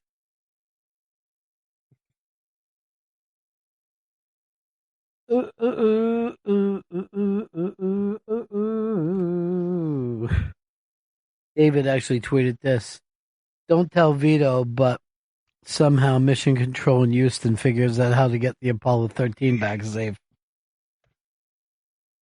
That was on my Netflix queue. You find it? Hold on. Oh my, he has a kid? Yes, people your age have children. You're not in high school, Chris. All right, let's see. No. I know what I'm going to do. What's up with Bells? I think this might be the person. Let's see. Open anything with the last name. I think that could be her. That's the pig. I can't. At the time, she was not. That's her right there. No, it's not. No, these aren't pictures of her. Did you find his Facebook? Yeah, but now that I'm just searching through his Facebook for Yeah, anyone. but he with might his have last name. pictures with his own sister. How do you steal somebody's panties and not remember their name? Oh, this might be it. Let me see. This guy texted me, but no. We got a guest coming in. Do you want to break for that, Chris? Yeah, let's or break. Is she in? I have to check. Yeah, check before we break. I just looked. She is in? Yes. Okay. Just All right. Let's plug.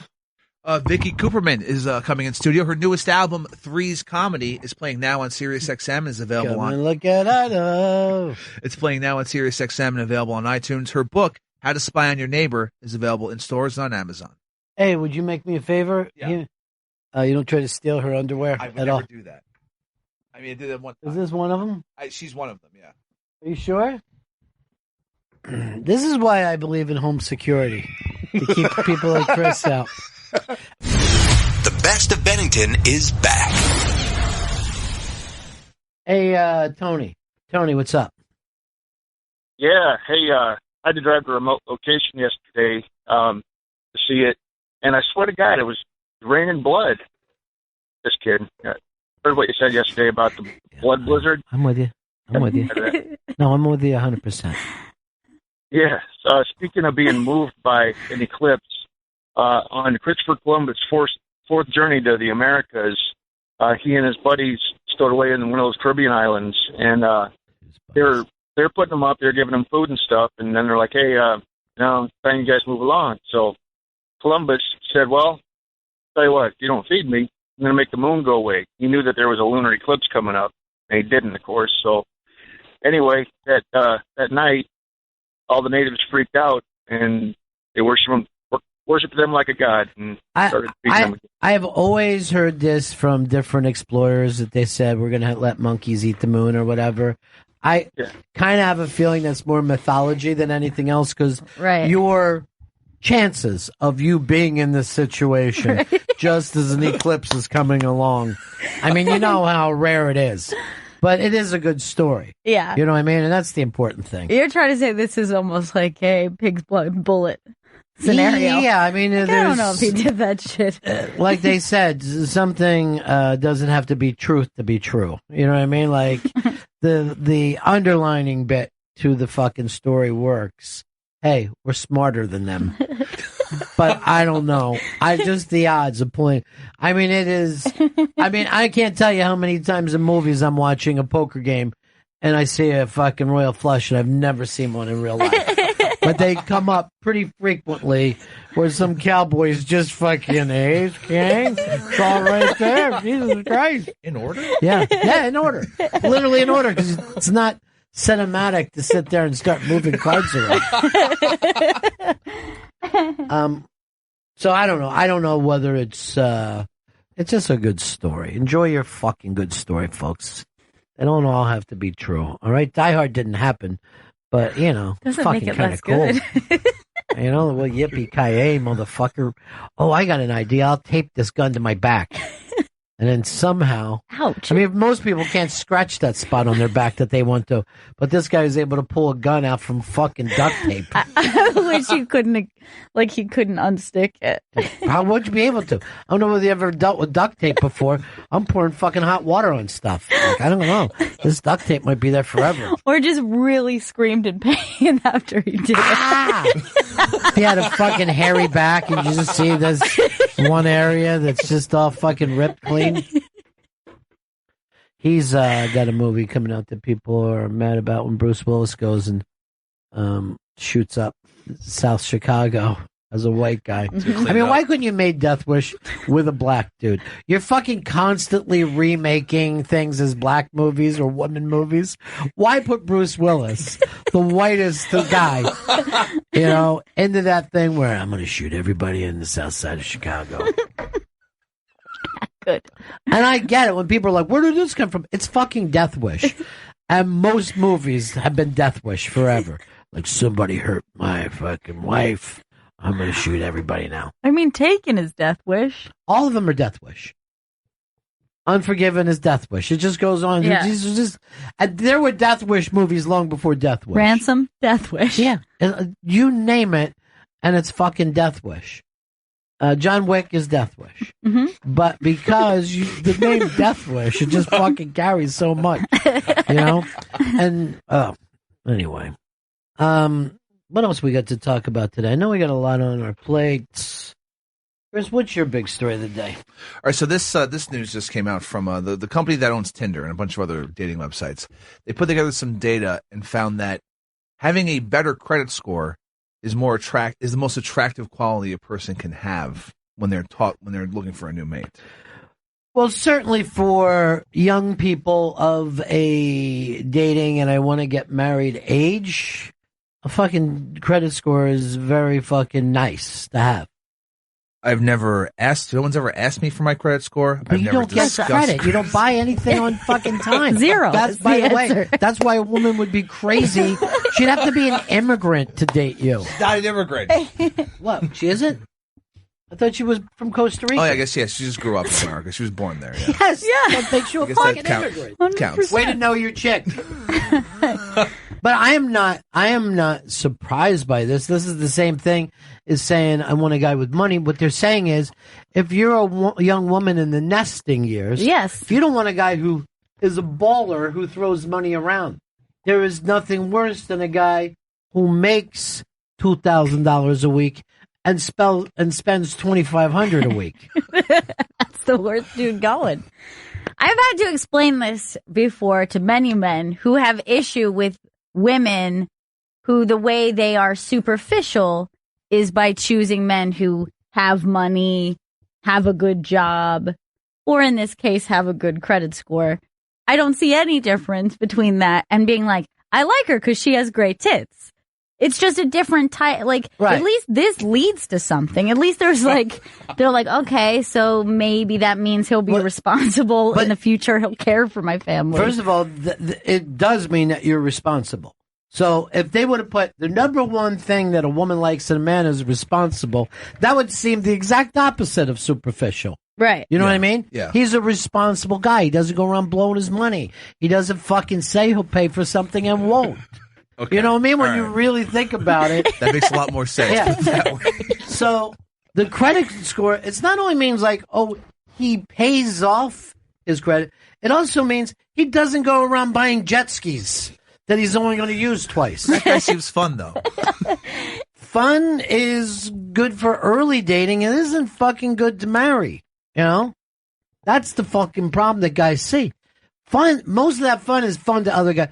Look, I heard Artie and Anthony both talk about vacations that got blown up by their chicks that they had both had spent separately $40,000 on. Whoa. Now, a $40,000 vacation, even if you got the money, is irresponsible. You know what I mean? Like, that's fucking 40 G's. Yeah. If you got 100 million, you got to be going like this. 40 G's for a fucking vacation? What am I getting? We're only there a couple days. Yeah, we're there for 3 days. But it's a giant suite. $12,000. I know, but aren't we going to be out at the beach most of the time? I don't know whether you've ever been in a giant suite. No. You use the bedroom. You know what I mean? You're like, oh, this couch is so nice. But then you're like, I don't want to lay down and watch TV. And then you're also going like, well, I'm not expecting guests. Who am I going to show off all this space to? But what this article wants you to do, or this thing, is they want you to get mad. All right, what comes behind responsible, i.e. good credit score? Attractiveness, ambition. Okay, now, by the way, why aren't those two things superficial? Attractiveness is incredibly superficial. Right. That's like, you've done nothing to fucking achieve that. Oh my God, he's got gorgeous blue eyes. He didn't earn that. He didn't earn those blue eyes. That credit score, he's working on it. Thick head of hair on him. Huh? What is he, 6'3"? He didn't fucking earn those inches. Ambition. I don't know. Who's ambitious? Give me a person we know who's ambitious. I can't think of anyone who's Zito was ambitious. We thought he was a prick. You know what I mean? Like, ambitious. By the way, you're not hanging around with those guys at all. I saw your buddy today.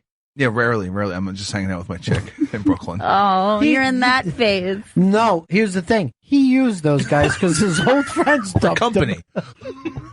His old friends dumped him. Then they were like, they finally get a cool guy to hang out with.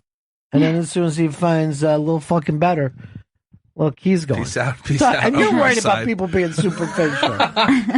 It's credit score is more important than courage. Courage is one of the things that was listed. Courage. Like, first of all, if someone's on their fucking Tinder bragging about how courageous they are, like, that's just bizarre. I mean, like, how does it even come up? Let's look around. Do we know if Vito or Chris or me is courageous? No, because we've never once been tested. I don't understand how it comes up on Tinder. Is it just like you defending a family against a bear? Like, what about this? How about this for courage? I walked on stage last night with nothing at Ari's show in front of fucking 180 people going like this. Girl power.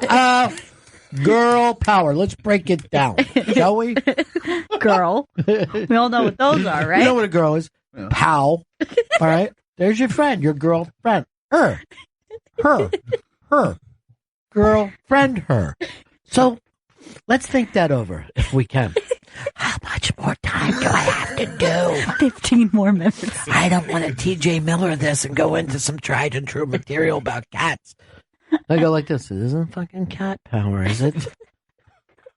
And I go over to Joe List. I go, movie stars went back to his routine. Joe's kind of like this. I'm going to do a story I've never told before. Yeah. He's like, I'm using this room like it's therapy. I've already made up my mind. I go, good, then I'm with you. Courage.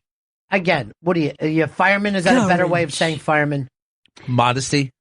Modesty? It's more important than modesty. Well, all right. But, like, again, these things that come up, how are they shown? Like, how can they tell that that's what they're valuing? What about modesty in their Tinder? You know what about courage? I think modesty means this. He takes out his dick. What? This big thing? Is it big? Oh, he's so modest. Yeah.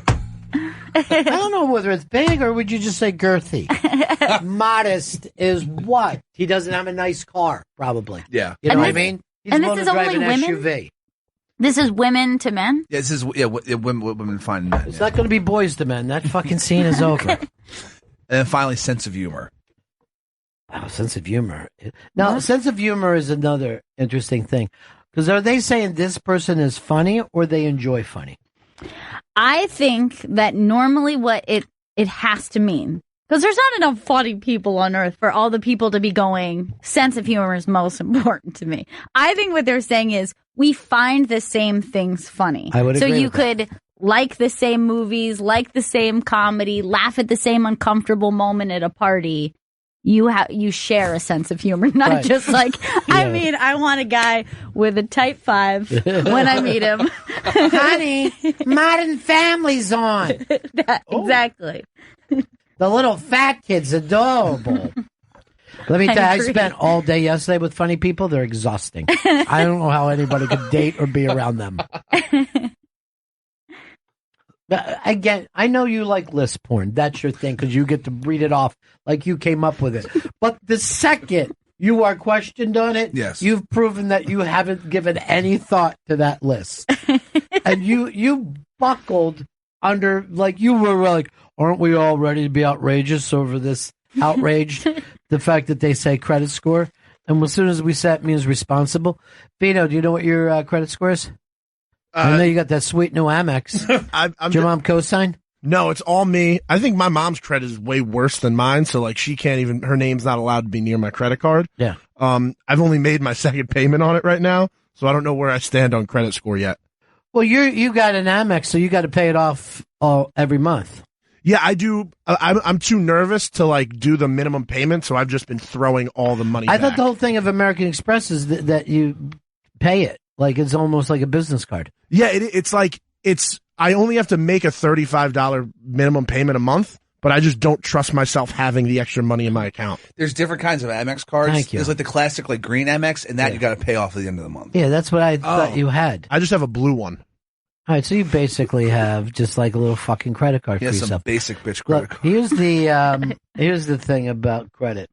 Almost all young men ruin their credit at first.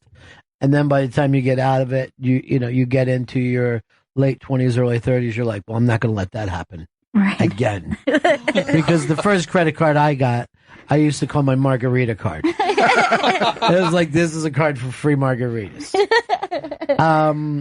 And then you run through whatever your tiny little, like 2,500, and then lucky. after you pay off the card stops at a certain point. They're like, this motherfucker. But then after you pay off the 5 Gs for that 2,500, you're like, how do most people do that? How do you work this out? Okay, don't use it. Because even now, almost 100% of the time, I'd rather use cash so I know how much fucking cash I got. Right. Because anytime it's like, I'll worry about that later. No, you're just pissed. You're Yeah. like, why did I have a fun day? Even if like in the circumstance of cars, I have a problem. Like if I'm getting in a car and I'm paying with cash, then I think about it like, man, I can't believe I spent $30 on that cab ride. But if I call a car service and use an app, that's a free cab ride. It's really bad because you're just like, no money ever was exchanged. And so I'm not going to think about what that was. I see Sherrod last night, and he's sitting in the back of the car, and he rolls down the window, and he's talking to me, and we're just talking, like fucking 10 minutes go by, right? So I'm thinking he's either got a car for the night or his fucking Uber driver didn't know how to get to this place in fucking Brooklyn. And Sherrod's going, it's this N-word's first night, even though the person wasn't black, And finally, he had to get out and just get another Uber. A guy, even with his fucking phone, couldn't find this club in Brooklyn that Sherrod was going to. Or he was like, oh, shit, I'm just going to act here. I see where it is. I'm going to act like he can't be found. Sometimes Uber drivers ask you if you know the fastest route, and it's really frustrating because you're just like, you should know this or use Waze. There's two options you have. There's no difference between you and the Uber driver. Yeah. You know what I'm saying? This is not an expert who's dedicated himself to transportation. It used to be that, but no longer. In Uber? No, in like a cab was like that. Yeah. But for some reason, we look down on the service industry like, oh, babe, this fucking guy. But if you have a good waiter, your experience is 100% better than if you have a terrible waiter. And the same as for a driver. We want people to excel at their work. maybe the way to do that is stop putting down people that are in the service industry. You know what I mean? Like, why don't you go get back and get me a paint can, asshole? Because guess what? There's some fucking skill to figure it out. Is that paint the exact paint that you want? Nothing worse than going on and like that's not the color green that your chick had in her mind, and she's not going to put it on the wall. Yeah, because one shade is disgusting to her and the other is perfect. I don't know. Is it seafoam? It looks like a lot of seafoam to me. I can't tell the difference between seafoam and grass. So don't send me then. Come on, folks. Stop popping. This is amazing. First of all, so nice in here. It is nice. Yeah. First of all, congratulations. It's not an easy thing to pull off. And this book is hysterical. Thank you very much. Yeah. I would prefer if you just referred to me as a man of letters. I will from this point on. This will be like the 92nd Street Y, but in the 70s when people cared about writing. You know what I mean? Right, when exactly. Norman Mailer was a star. Yeah, where an author actually had like some place in society. Yes. Yeah. That people looked up to, like there'd be trouble, and they're like, let's run to the writers and see what they think. But authors back then also, they lived bigger lives. Yes. Like they would, Mailer would like drink and then punch people on the street. Yeah. And like show up at women's marches and scream at the speakers. It's true. Like they really did stuff. Yeah. We just kind of like, okay, I don't want to bother anybody. Yeah. Is that tweet offensive? I'm not going to say that. Well, a lot of that you get into in the book is the way the world has changed over your lifetime and the way parenting and families have changed and stayed the same. Yeah, it was kind of interesting. Like when you start talking about families, as I'm writing over the last couple of years, at the same time, all this different gender thing was coming up and the way we talk about people. So I had to actually just put one line in the book, like, I know that we all have a boy that acts like a girl and a girl that acts like a boy and girl doesn't mean anything, but I'm just going to write about my life. And boys smell worse than girls. And then just went into the essays. Like, I wanted to acknowledge, I get what you're saying, we're dealing with all that stuff, but in my life, dealing with these people, it's still the boys are awful and the girls are nice. Well, it is true. But I thought, and I was talking about this the other day, I think little girls think about motherhood even when they're children. They have a doll, and I don't know, do any boys dream of fatherhood someday? Is there... No. You don't even think... you don't even think about it. Yeah. You look at your father sometimes and you're like, oh, I hope I don't turn into that. Right, yeah. Yes. But you don't think of like, I'm going to... You really, as a boy, I think men are just always thinking... she's hot. Yeah, right. It doesn't go further than that. Right, yeah. You don't think of what a mortgage would be and what a child would be, and you're just like, I like her now. Yeah. She's really hot, which is really the problem with, I think it's, boys aren't taught, like, if you're going to get married and you're with a girl and you're considering it, my nephew is going through this right now. He's like 26, and he's like, she's cool. I like her. She's pretty hot, right? She's cool. And I'm like, you're an idiot. You have to think 30 years down the road. Right. Like this girl you're with now is the sales model.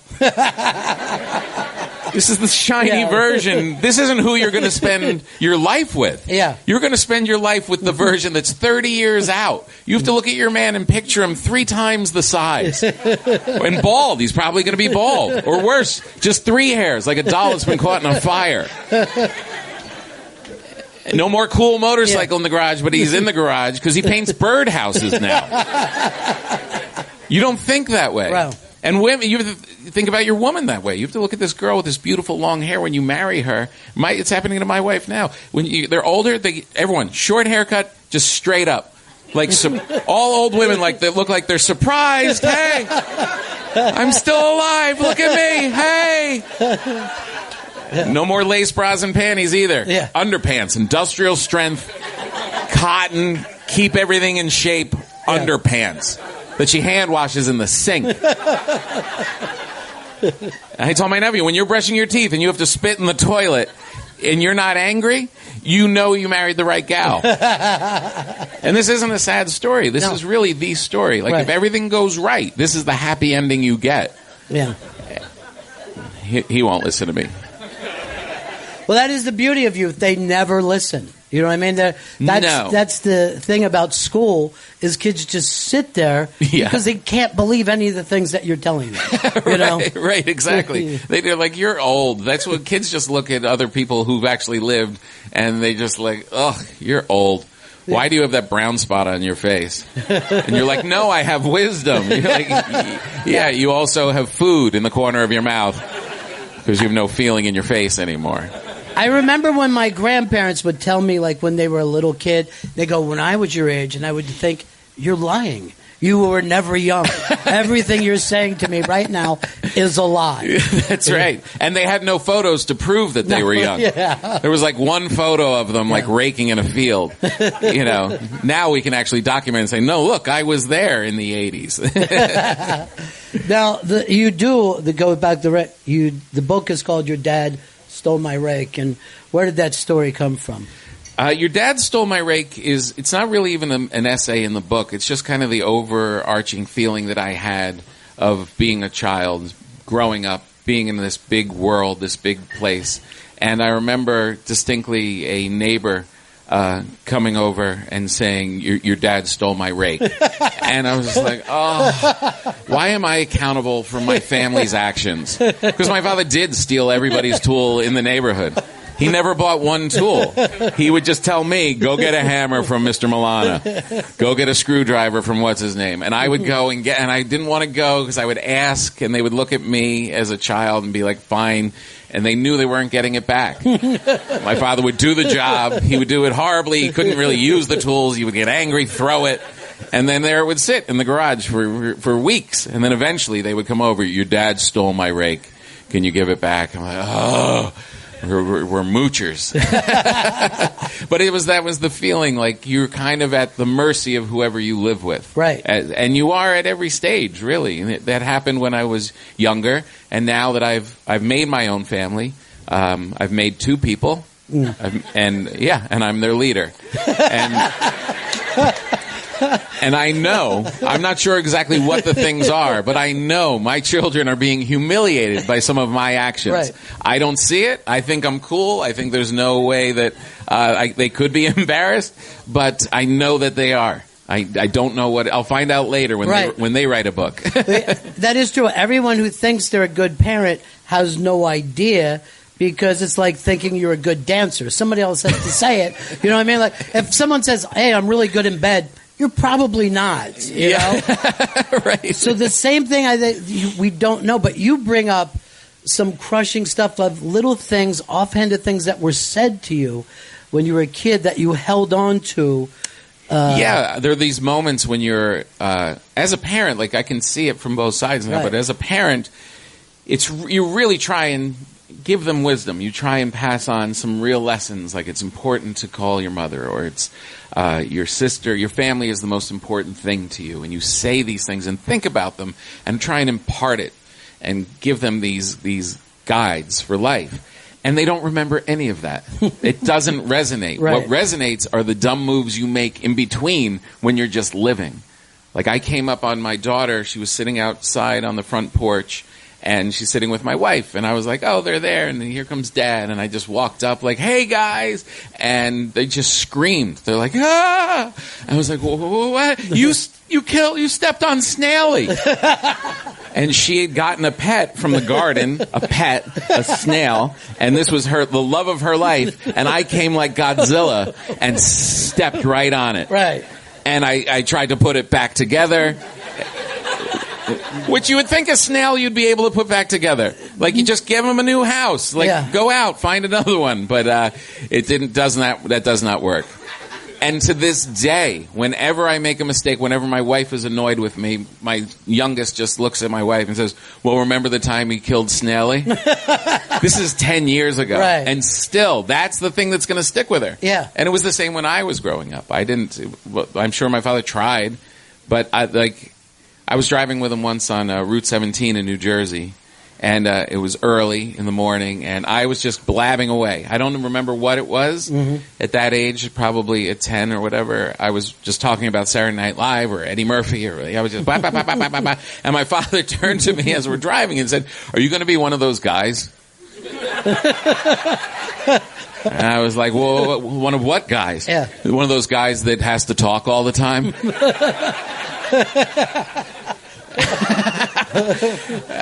And I was like, well, in my head, I was like, well, yeah. I mean, as opposed to what kind of guy? The guy that sits in darkness and eats pistachios and watches nature shows and doesn't let his family in the room?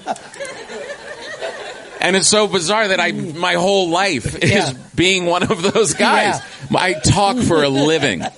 And so, it definitely, you definitely hung on. But that kind of thing, it stings, but you don't know, like, your father might have been thinking, am I going to make the rent this month? Am I going, am I going to get, I mean, he might have had something, so he's tense, he's weird, and he just says an offhanded thing. Yeah. And it sticks with you forever. He was also like 30. Right. Like I was 10. He had me like when he was 20. Right. He had no idea what was going on. Just trying to survive. Just, And I'm there like, Eddie Murphy was really funny. And he did this buckwheat thing. And he's just like, are you going to be one of those guys? Because you're driving me up. He might have been hungover. I have no idea. I totally forgive him. I don't carry it like, oh, this man. Yeah. But it's not like he killed Snaley. Right. He did give every dog away that I had, though. No dog made it to the end. Not one. Not one. Every one of them. It was like, got to a point I didn't want to become friends with them. It was like being in a war with these animals. It was like, we can't get too close because one of us can get shot at any moment. Yeah. It's nice to know you, Joe, but let's just keep it at that. That was me with my dogs. I was like, there's going to come a time when he's going to drive you crazy and then call you crazy, and then we're never going to see you again.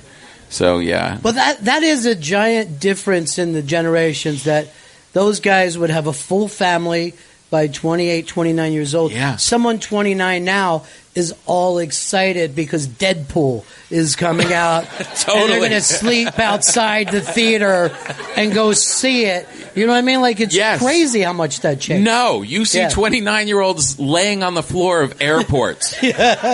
Because it's close to the outlet so they can watch Deadpool on their thing. I mean, this is not what a man was back then. Like a 20-year-old with a whole family and a mortgage and just punching people in the face. Yeah. It's completely different. There's that fatherhood thing it happens, but it happens later. And now it's almost like you have options on what you want to be. Yeah. There was no options for that generation. There was no, like, I'm just thinking about me right now. I'm going to start intermittent fasting because I feel like maybe that'll help me digest. And then, like, maybe. And I'm not sure where to go. There was no thinking about you. It was, holy shit, look, I'm involved in the middle of this war. Yeah. There's no thing. It's just get everyone in their bunker and keep your head down. There was no thinking about yourself, and it made them a little harder. Sure. So they didn't express love to anyone they lived with. But they were focused on the family, I think. And yet, as we got older as boys, because my dad left school early, went into World War II at age 17. Yeah. And there I was at age 17 coming home high after school and eating cereal. And I could just see, he didn't say it, but he was appalled looking at me. Like I could just, and he would say like, I had 4 jobs because my dad had left, and I would just be like, well, that sucks, huh? You're just a kid. Like it didn't dawn on me that it wasn't that long ago. Right. For him. No, it was right. 15, 20 years, 15, 16 years ago. Yeah. And he was just, No, my father one time, right after college, I played sports my whole life, and then in college, I let my hair grow and started smoking weed, and I was like free for the first time in my life after playing football from the time I was kindergarten until senior year. And I was in the ocean. I was just floating around in the ocean, just like wee with my girlfriend. And I look at the shore, and my father's just standing there looking at me. And he just gives me the look like, get over here. And I'm like, if my dad wants to see me, I'll be right back. Rhoda waving, put my hair back. What's up, Dad? And he said, you have to understand where I came from. Oh, he had no money. I was working since the time I was 14. I was like, oh, man, that sucks. Same thing. Yeah. That's so hard. Yeah. And he's like, you got to get a goddamn job and get out of the ocean and cut your hair. I remember swimming back out to my girlfriend. My dad, he's so mean. But they couldn't relate. They could not relate. You know, I just met a guy who runs this bakery in Cleveland, and he left home when he was 14. 14. This little guy was in Brooklyn, living in Brooklyn. He's like, you know what? I'm out of here. I'm going to go live a life. And he left. He went to Texas. He enlisted in the Army. He went and fought in Vietnam. He came back. He never went home again. 14. We can't even think about doing that kind of thing at 25. No. I'm just going to leave my home forever. No. I just met a man who's 50, still living in his mom's basement. That guy right there. And he told me the new Han Solo movie sucks. He's really disappointed. Is he wrong? No. I would, at this point, after doing all of this and raising my family, the idea that I could be in my mom's basement right now, it seems like the safest, happiest place on earth. I'm working so hard. And it's all, the responsibility is just all on you. Like, I sit there sometimes in my house late at night, and I've got my kids. Everyone's asleep. My wife, my kids, the animals. Everyone in the house. I just hear their heartbeats, and it's like, I'm responsible for all of this. Right. Like, their whole fate is in my hands. It's terrifying. And you can't tell anyone about it. Like, I can't sit on my daughter's bed at 2 o'clock in the morning. Like, honey, are you there? Honey, hey, you ever think you're not going to make it? Why? Do you ever feel like you just can't do it anymore? It's all right. Go back to bed. I'll see you at breakfast. No, you got to suck it up and just keep it in your... So I understand that, man. Yeah, that kind of stress is like when you read about, you know, the guy who kills his family, then himself. Yeah. You're like, oh, that's close. You know what I mean? That's not... You don't even want that to enter your mind for a moment. No. That's a way out. Yeah, you're like, you see that story, you can't think, oh, that's an option? Now, I also, you know, the way time has changed, what, like, problems do you have with your kids, or what challenges that your parents didn't? Because obviously no one, either we were out or home, we weren't upstairs on the internet talking to the world, you know? I've completely lost that battle. Mm-hmm. Like they say, you know, you read all these things of, you know, the phones, the internet and the phones, and how do you deal with that and manage it with these children, and how are you going to stay on top of it? And they had all these gimmicky rules, like you tell that child that it's your cell phone and they're just borrowing it. Whatever. And you tell them they can only be on the internet, on the computer, when it's in the public space. They only in the kitchen. Fine. These kids, you could give them a block of wood, take away all their devices, and they will find a way to Snapchat. They're so much more advanced than us. They're so further into it. I really, at this point, I don't know what to do. I just feel like you just kind of watch their accounts and see if they start getting evil friends. Yeah. If that kind of thing. Like if all of a sudden everyone that shows up in their feed is like out of a horror movie and everyone's goth. Then you got to have a talk. Yeah. But I feel like my daughter, when she was 2 or 3, she was very physical, and we had these high bar stools, and she kept trying to climb them. And we kept trying to keep her off, and she's going to kill herself and stop it. And then at a certain point, it was like, there's no stopping this child. So she has to get good at climbing the bar stools.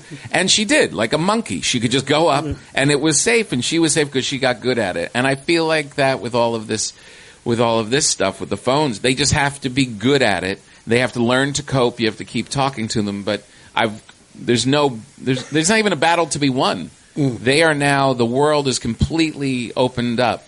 And If I had a boy, I would be more concerned. If I had a little boy with porn in his pocket, like, they think that's what a relationship is with a woman now. Like, think about that. Like, guys, think about when you were 10, you were looking for anything that showed you any part of a woman. Anything.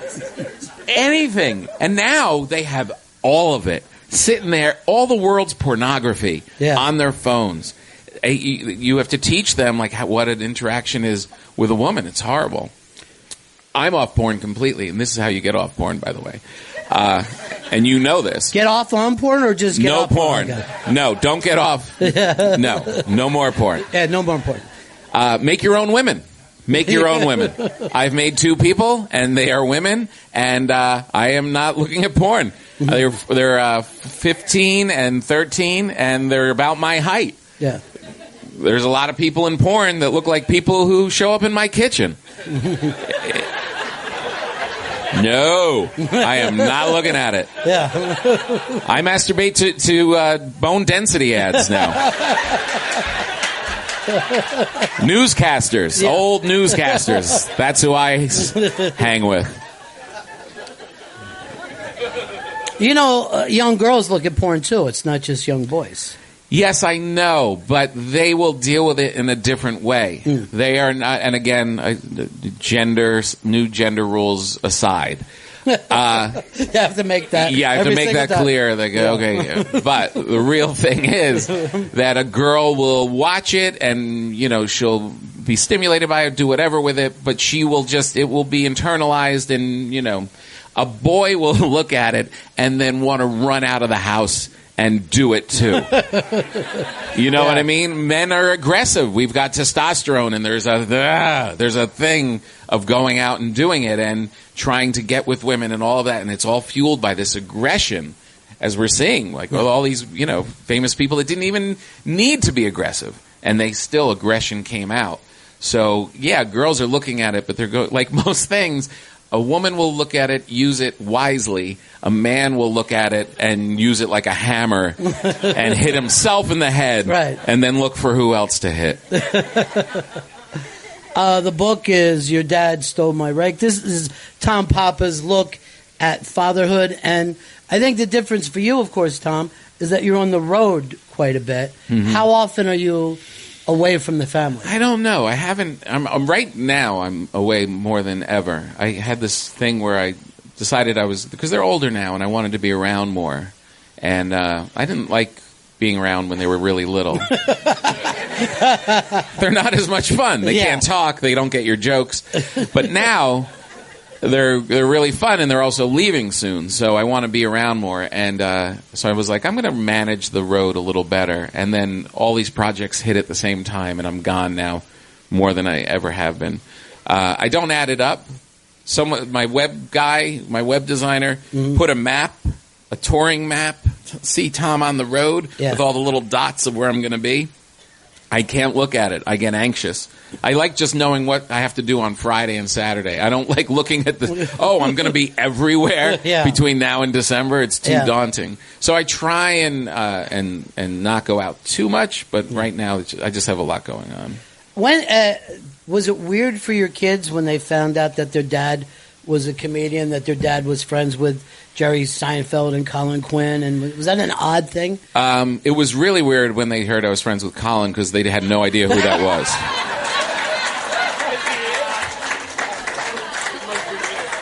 He's upstairs.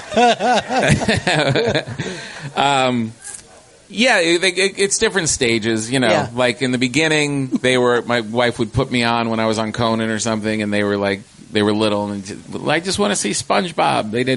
They would start dancing, doing dance routines in front of the TV. Right. It's like, Dad shouldn't be competing for attention with an 8-year-old.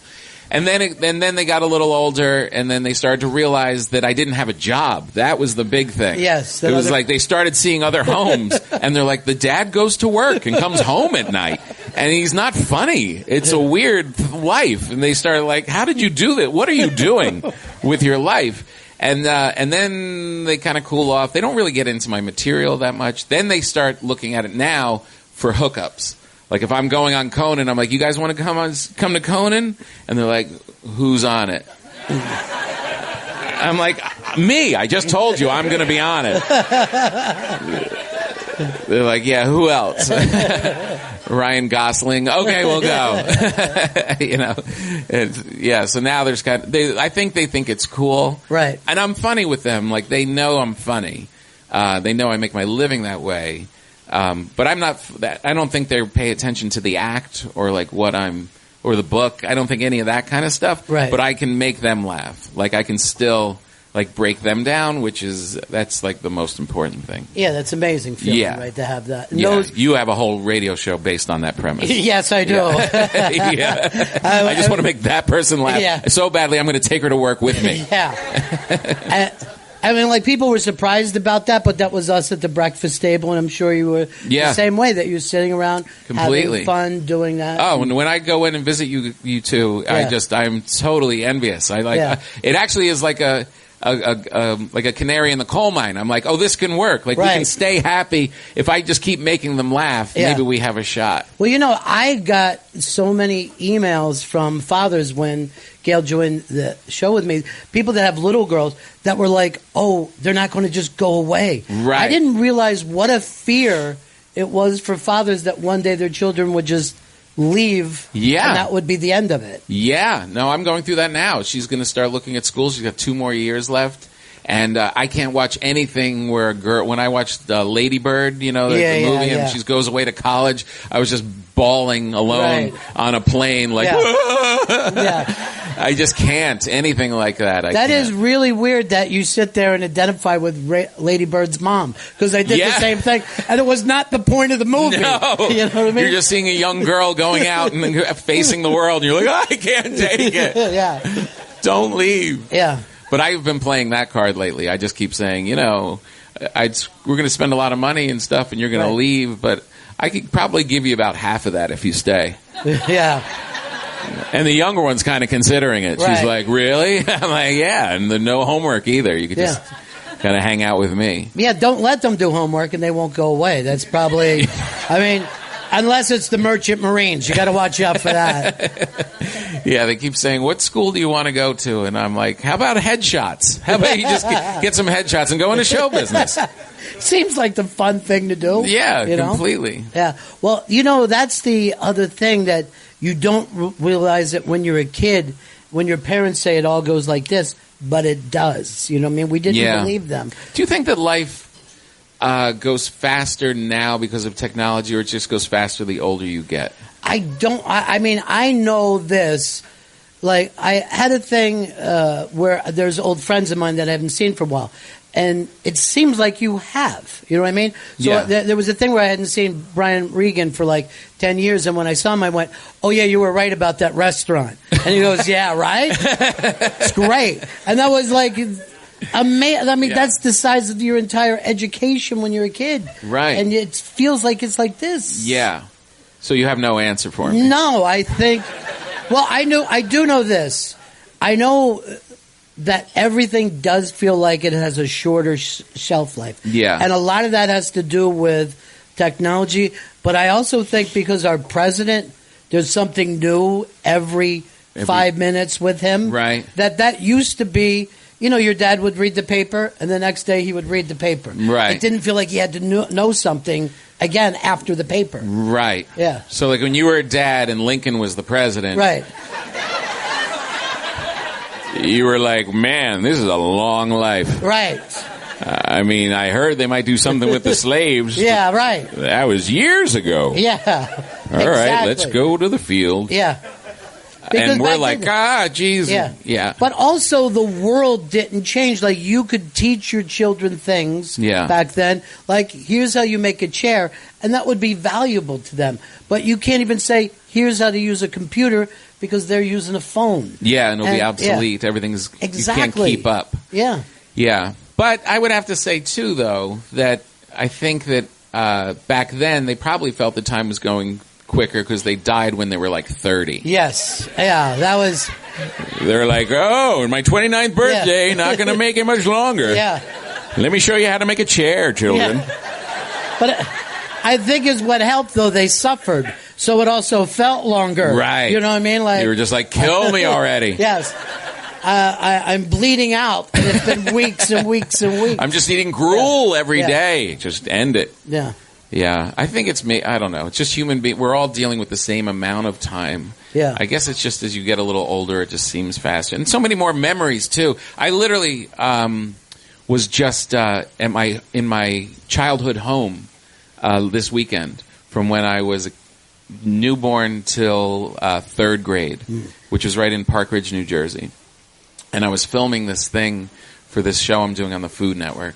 And we were going to film outside of that house. So we knocked on the door, and this little old lady came out, and I said, I used to live here, and she lived there alone. And she's like, come on in.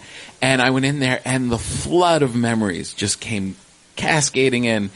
There were so many crystal clear memories from those years. So vivid. Every room, every nook, every cranny. And I don't even remember what I had for breakfast today. Right. Yeah. You know what I mean? The world is so much bigger and you have no responsibility. And I think when you get older, just so much is flooding over you that you can't even log it all. You can't keep it. But in those years, if you could just... So again... The guy who's 50, living in his mom's basement, probably is filled with memories. Just packed with tales to tell. You should be up here talking about your book. He's still reading a book. But, you brought up a lot about your friends and stuff when you were a kid and the neighborhood. I also think that the neighborhood raises you. Like your parents raise you, but then your neighborhood raises you, and they set values that maybe your parents aren't even happy about, but they're also part of your values. Yeah, I think that when we were kids, you had to meet your child's friends. You had to meet, you wanted to meet their friends because you knew they were an influence. But now, my daughter will just drop that she watched the whole season of South Park in the last week. And I'm like, I had no idea that was going to be an influence on her. But she's just sitting under her covers with her block of wood watching South Park. So the whole world does influence you. Right. And now it's literally the whole world. Yeah. You have an option. We had whoever was within a square mile of your house or the kids that you went to school with. That was it. Now it's completely out there. I don't know. Do you buy into the fact that we take, they have an easier life and we bubble wrap the world for them, or do you think it's tougher for them than it was? It's always tough. 70s? I hate whenever we talk about, even now, with the president and stuff, and we're like, oh, we have it so bad. Really? I mean, okay, we have this crazy acting person tweeting like crazy and driving us all nuts. Is it much worse than when you said goodbye to your brother so we could go look for Hitler? Yeah. Through Europe? You know what I mean? We couldn't, you had to save all your metal because we might need it. Right. As a that is somehow easier than dealing with Trump talking to Kanye. Yeah. You know what I mean? There's perspective. Right. But you lose perspective because you're in it now. This is what we are dealing with, and we always have the burden of the world on us. We have no perspective. I can't tell you what it was like to live during the Depression, but I know that, my time is so hard because it's my time. It's all I know. But when you do have perspective and you can look at it, we kind of have a cakewalk. We really do. Well, I mean, there are people suffering for sure. There's I travel a lot, and there's a ton of poverty and homelessness going on in this country. There are people that, don't even have a mom whose basement they can live in. Mm-hmm. And I'm not saying everybody has it easy, but as a country, you have to realize, how unique this is. My grandmother grew up there during the Depression, and she lived by the Giant Stadium in East Rutherford. And on 9/11, I was flying and I couldn't get out. The plane hit while I was at the gate, and we just had to get in the car, and I couldn't get into the city. I couldn't get back home. So I just went to my Nana's house, and I drove up and right by Giant Stadium. I got out of a cab and I'm shaking. The whole world is crumbling in front of us. And she opened the door and she's like, Tommy, you came to visit. And I'm like, did you see, did you see what was going on? We're under attack. They got the Pentagon, too. Yeah. And she's like, oh, yeah, it'll be fine. This woman had grown up during the Depression, living in Jersey City with like 10 brothers and sisters, no money, nothing. And I was like watching the TV and I'm crying. And she's like, oh, you're upset. Listen, I'm going to go play bridge with my lady friends. Here's half of my sandwich. You'll feel better in an hour. And she went out to go play cards. Yeah. You know, those people went through a lot. Oh, yeah. Well, here's two people who grew up under Stalin. And there's two people here. I met them. And they used to inform on their neighbors. They would, and they said you did whatever you had to do. You know what I mean? Whatever you had to do. Yeah, you just get, Putin poisoned one guy. Big deal. One guy. But so that's kind of your mentality. You're a guy who, I'm going to say that I think of you as a glass is half full kind of guy. Am I wrong about that? Or you're not wrong. Yeah. I'm an optimist for sure. I don't know. I think part of it's genetic. I know people suffer and have to go to a lot of therapy and that kind of thing. But I also had people and my grandparents and stuff who grew up during that time were just like, get over it. Yeah. Stop it. Stop belly aching. You know, this is our life. You're only here for a little while. Dust off. Make it a good day. How lucky are you to be alive? Yeah. This is it. And I carry that all the time. I completely feel that way. Like, no, I didn't need a near-death experience for me to go, wow, this is special. You know, this is okay. We're going to be all right. Right. You know, I mean, Colin had a heart attack and he still doesn't look at the world that way. No. He still thinks it's going to be horrible. Colin had a heart attack and went, I knew it. I've been waiting for this for 50 years. And it's here, and I told everybody they wouldn't believe me. You know, the world is awful. Yeah. Norton's calling me. He can't come on a plane. He doesn't know what he's doing. Yeah.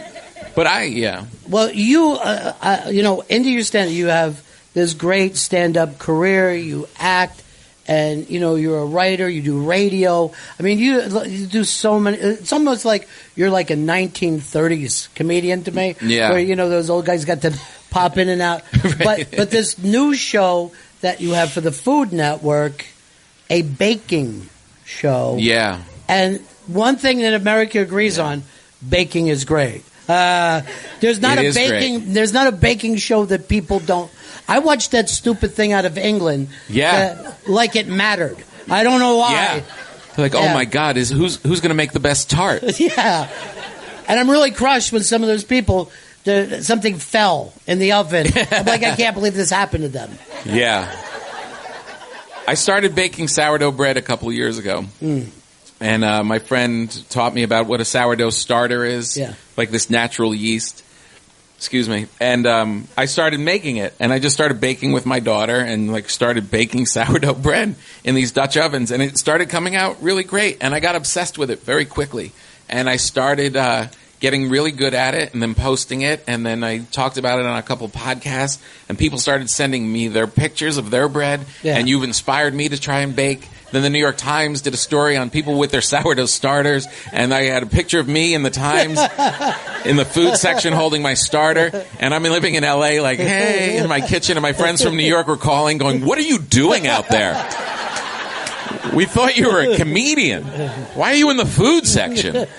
And it took on this life of its own, and when I would travel and do stand-up, I would go visit bakeries. I would go and try and talk to the bakers and see how they do it, and I was starting to learn about it. So then the Food Network approached me and asked if I wanted to do a show about that, traveling around the country and talking to the people in each city about the best baked goods that they have.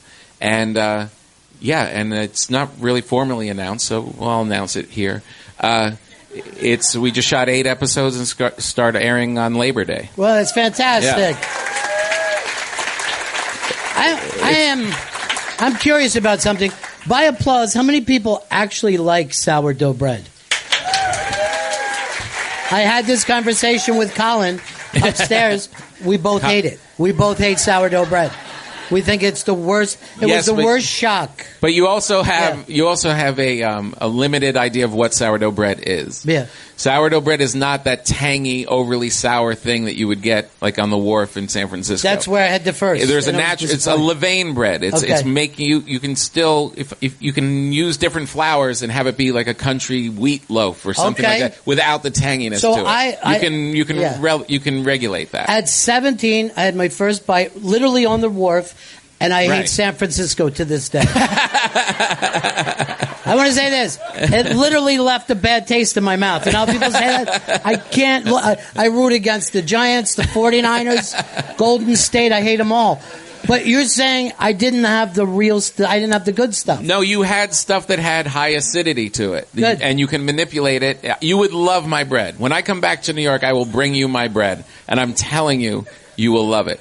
And it's natural. Like, people that are even had gluten problems eat my bread, and they have no problem. Because it's only flour, water, salt, and yeast. That's how you make bread. These new bread, the bread you buy in a supermarket, has 35 ingredients in it. How many people do you think are tuning in right now and think this is an infomercial? Tom Papa is now selling this sourdough bread maker that's going to change your life. Yeah, but you love it that much. I do love it that much. And it's back to the optimism thing, and I am an optimist, and I feel like we have a limited time here. We might as well enjoy it. Yeah. Bakeries, no town needs a bakery. They don't need a place that's selling donuts and crumb cake and rum cake and big giant like pork-filled breads. Right. They don't need that, really, but they choose to have it because it's a special place. It's a little exit ramp off this horrible rush of a life that you got to wrestle to the ground and have responsibility. You go into a bake shop, I'm telling you, I'm loving doing this show because you walk in, everyone's nice. It's very rare that an asshole says, I'm going to start making cookies.